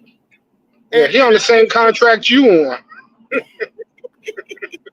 Low budget to no budget, but I include that as my benefit, as my give back, So and I support street life, If you got me doing something and I can do it, I try to do it. So, and I understand that, because we've been had that conversation a long time ago. But with him, ask him, and sometimes it's not Okay. about, the money, the exposure, and we get everybody in the barbershop to follow him. That'd be great. Right. So listen to this song, Phil, that we got set up. Molly, anytime you're ready. I was born in the static, raised in a hum, where the vinyl crackle like a war drum. Mama cried in melodies, Pop was a ghost. I learned to rhyme with the shadows I hold. Street lights flicker like forgotten dreams. I spit verses in alleys where silence screams. Beat drop blues, I wear them like chains. Dancing through thunder, singing through pain. Every note's a scar, every rhyme's a flame. I was born in the static, raised in a hum. Oh, so that's I like that's a little short. That's cute. I like that. Yeah, that's his upcoming album, Beat Drop Blues. I mean, and that's I was born in the static, raised in the home, and I was just like, how I always say, music is the da-da-da of my life. Music is the soundtrack of my life. And he was like, "Mom, check this out," and I just love that for him. That junk is Now he fire. got his, Mhm. and y'all, he got his other album that's already out called "Origins of a Villain." Y'all check that out. Y'all know my favorite song from that was Trigger Sing.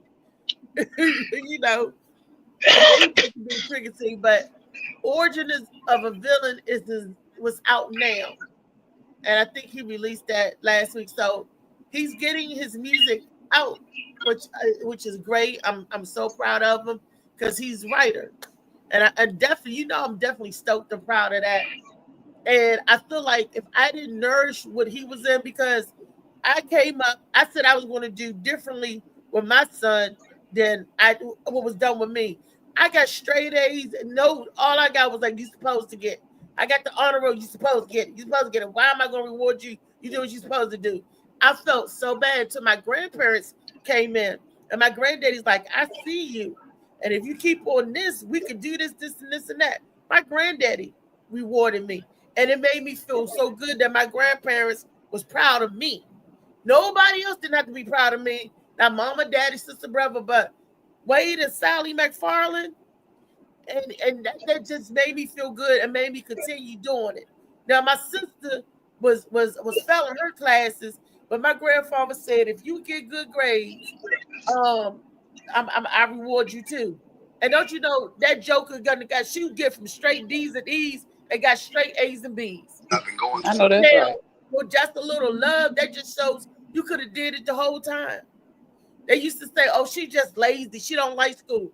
But with the right love and nurturing, you could have did it the whole time. So fast forward to Tyree. Whatever he was into, I jumped into. Y'all remember Michelle, Black Michelle? She said that she kicked Tyree in the shin, and Tyree was like, "That's it. I ain't doing karate no more." That was her. It was so funny. But whatever he showed interest in, because I didn't know what was going to hit or stick, and I put him in it. He wanted to be in the band, music since the 4th grade. Got him in it. He 11 years old, listening to music, playing music. And what did I do? I bought him that same keyboard, which I have to this day, 88 keyboard, music and all that stuff. I have to this day. Damn, that's 20 years old. It's right there in his room. And because he showed interest, I showed interest. This is what you want. And I tried to nurture him. So yeah, you got to reward when they do good. And that's what I did, you know, or tried to do anyway. I did the best of what I can with what I knew how to do, and I did it. So I could care less what anybody else say about being a good parent, bad parent. I was the parent that I was. And I still am a parent. Now, grandma time. So, yeah. Hey, Risa, before we get off here, could I give Phil a shout out for coming to my show on what was it, Friday? Friday night. Oh, you know I'm gonna come and support you, man. Oh yeah, that was big. It was a good show. Joey Funny Lee. man, tell me about how did that show work out? Joey at Cafe 12. Joey Lee. Yeah, Joey was here with us the whole week. Yeah. Oh wow. So how did Cafe 12 work out? No accidents. That was. It was close. It was close, Beast. It was close. It was close. Yeah, but how did Cafe 12 work out? Oh yeah, that was a good show. That was a good show as well. Yeah. So wait a minute. Phil, did you tip David? I'm assuming he was serving. There you go. Everybody was trying to figure out what David doing. He did with his ex and shit. We all thinking how that work.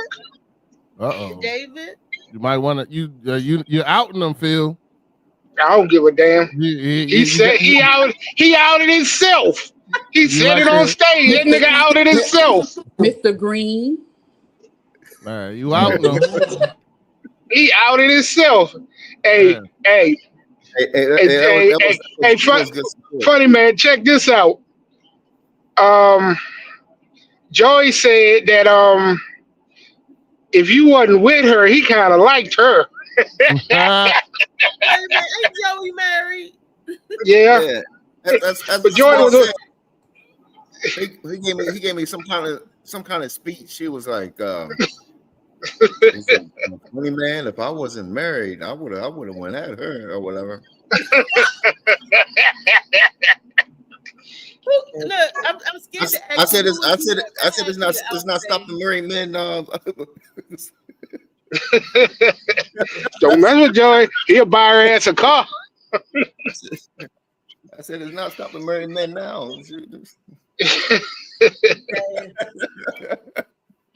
That was funny.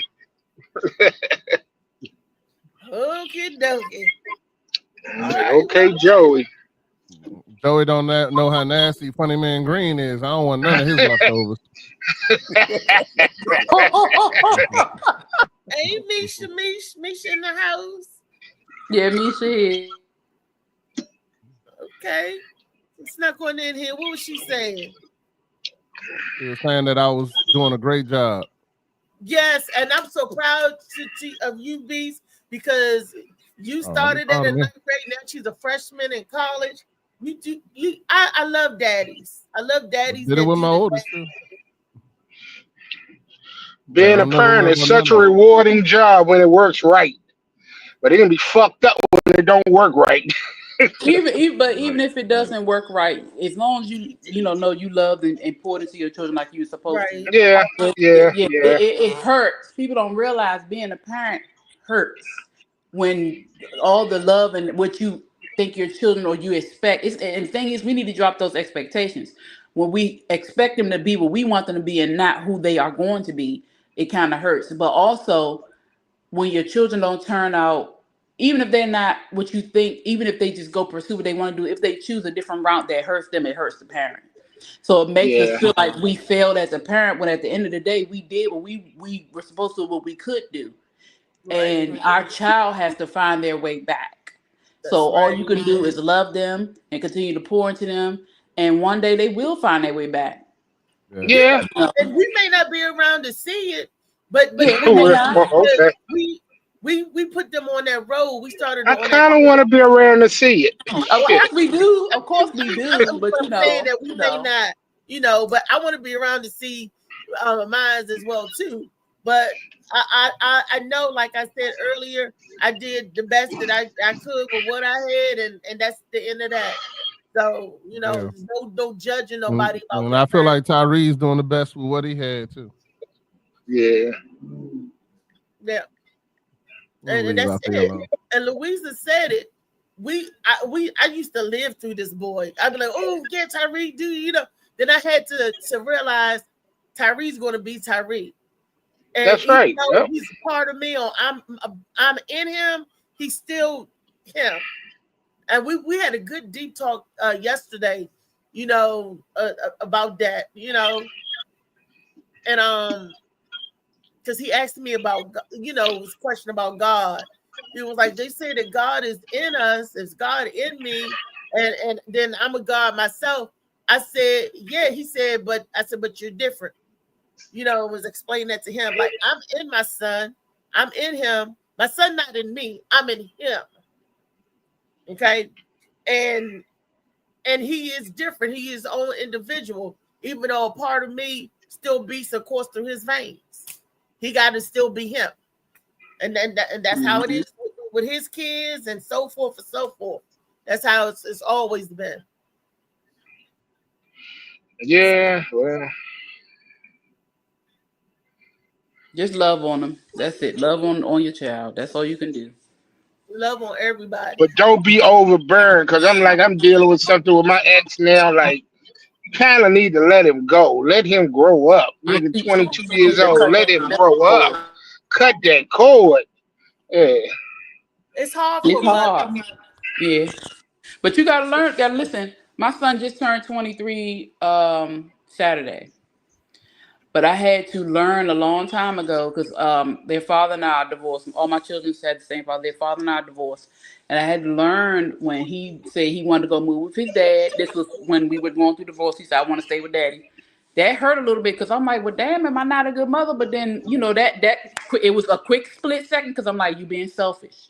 Your son wants to stay with his father. And that does not take away from you as a mother. He just wants to be with his father. You know, like I said, I correct myself all the time. But that did not change our relationship. And it made me realize that he's going into manhood. I think he was like 16 or 17 then, 17 or 18. No, he was about 17 or 18, something like that. Because I sent him away to military school, military academy. He came back after he graduated. So he was about 18, I believe. And I had to understand that he's going into manhood. He needs to be around men. He needs to be in that presence. And I, as a mother, can love on him from a distance. I can send him affirmations. I can encourage him. When he calls me, he needs a listening ear. I can be there. But I had to let him go. And you have to let your sons and your daughters go, but you have to let your sons go, because if we hold on to them tight like that, they cannot grow into the man they're supposed to be. Exactly. Exactly. Is that her only son? Is that her only child?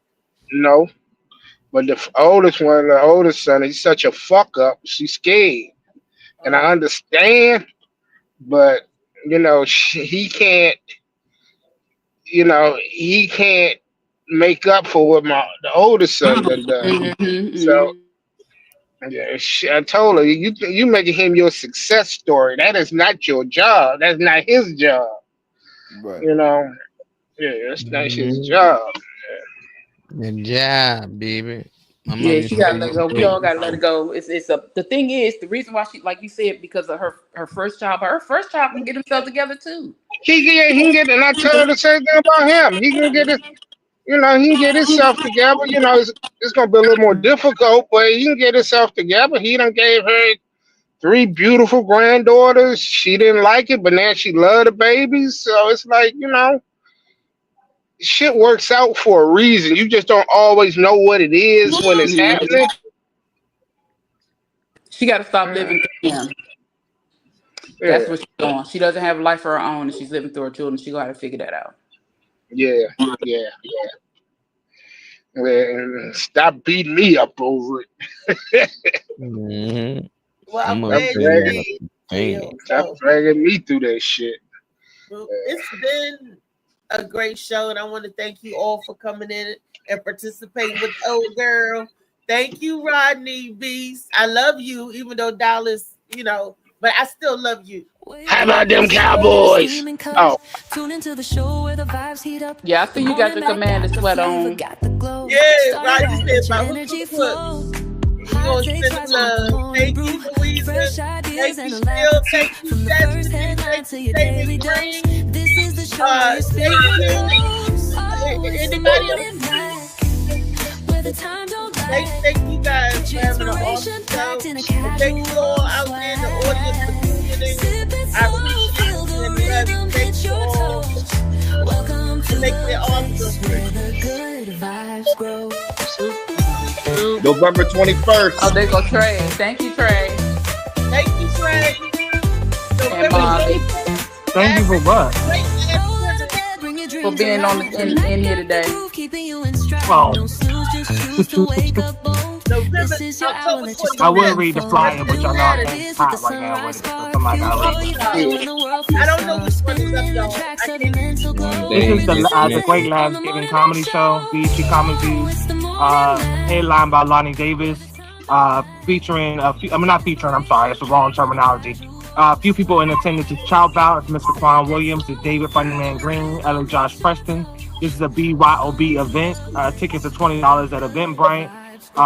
And you can get your tickets, even if you don't care about saving them little money or whatever, $25 tickets at the door. This is November 21st at 8 p.m. Virginia Avenue Event Center.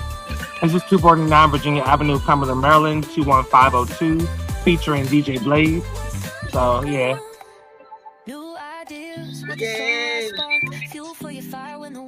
I'll read it, Trey, because I know you're at work.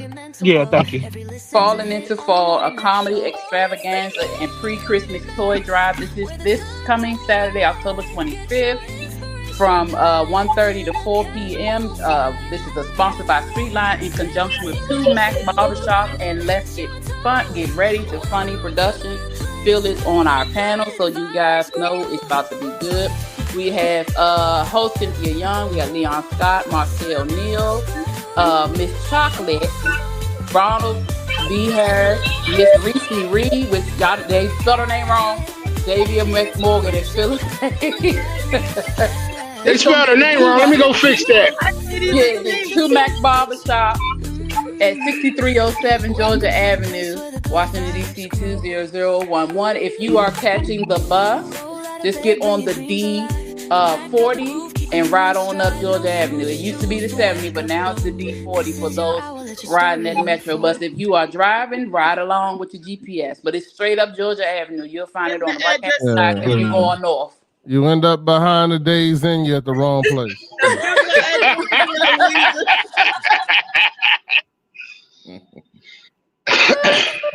Y'all come out and support. Bring them new or gently used toys. Yes. Yeah, we're gonna be running, and we're gonna be running the toy drive from the 25th to December the 20th. So you don't have to bring a toy on Saturday. Just come out and bring yourself.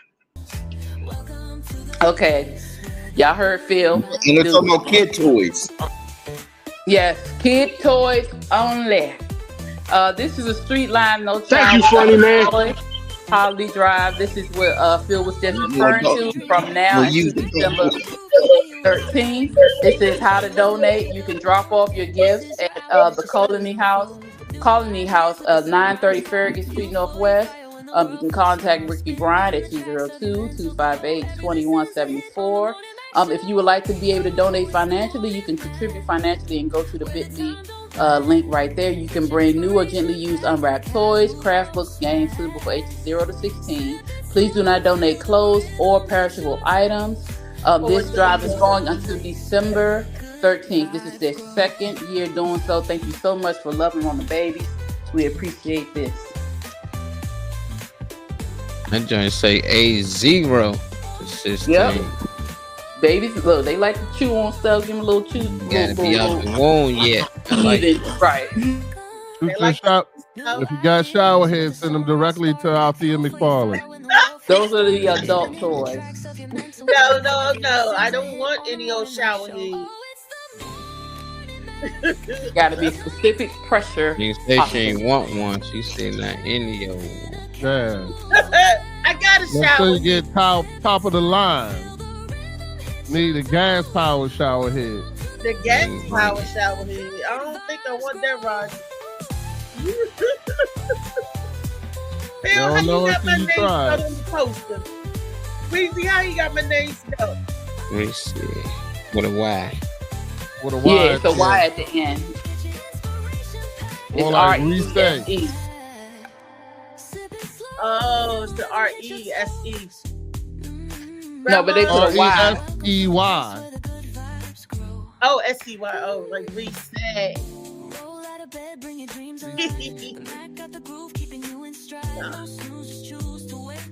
Woo! Wellness Wednesday tomorrow, people. Hashtag bring back Lee. Hashtag bring back Lee. Look, I sent her the link yesterday too. She could have jumped on. Everybody was jumping on.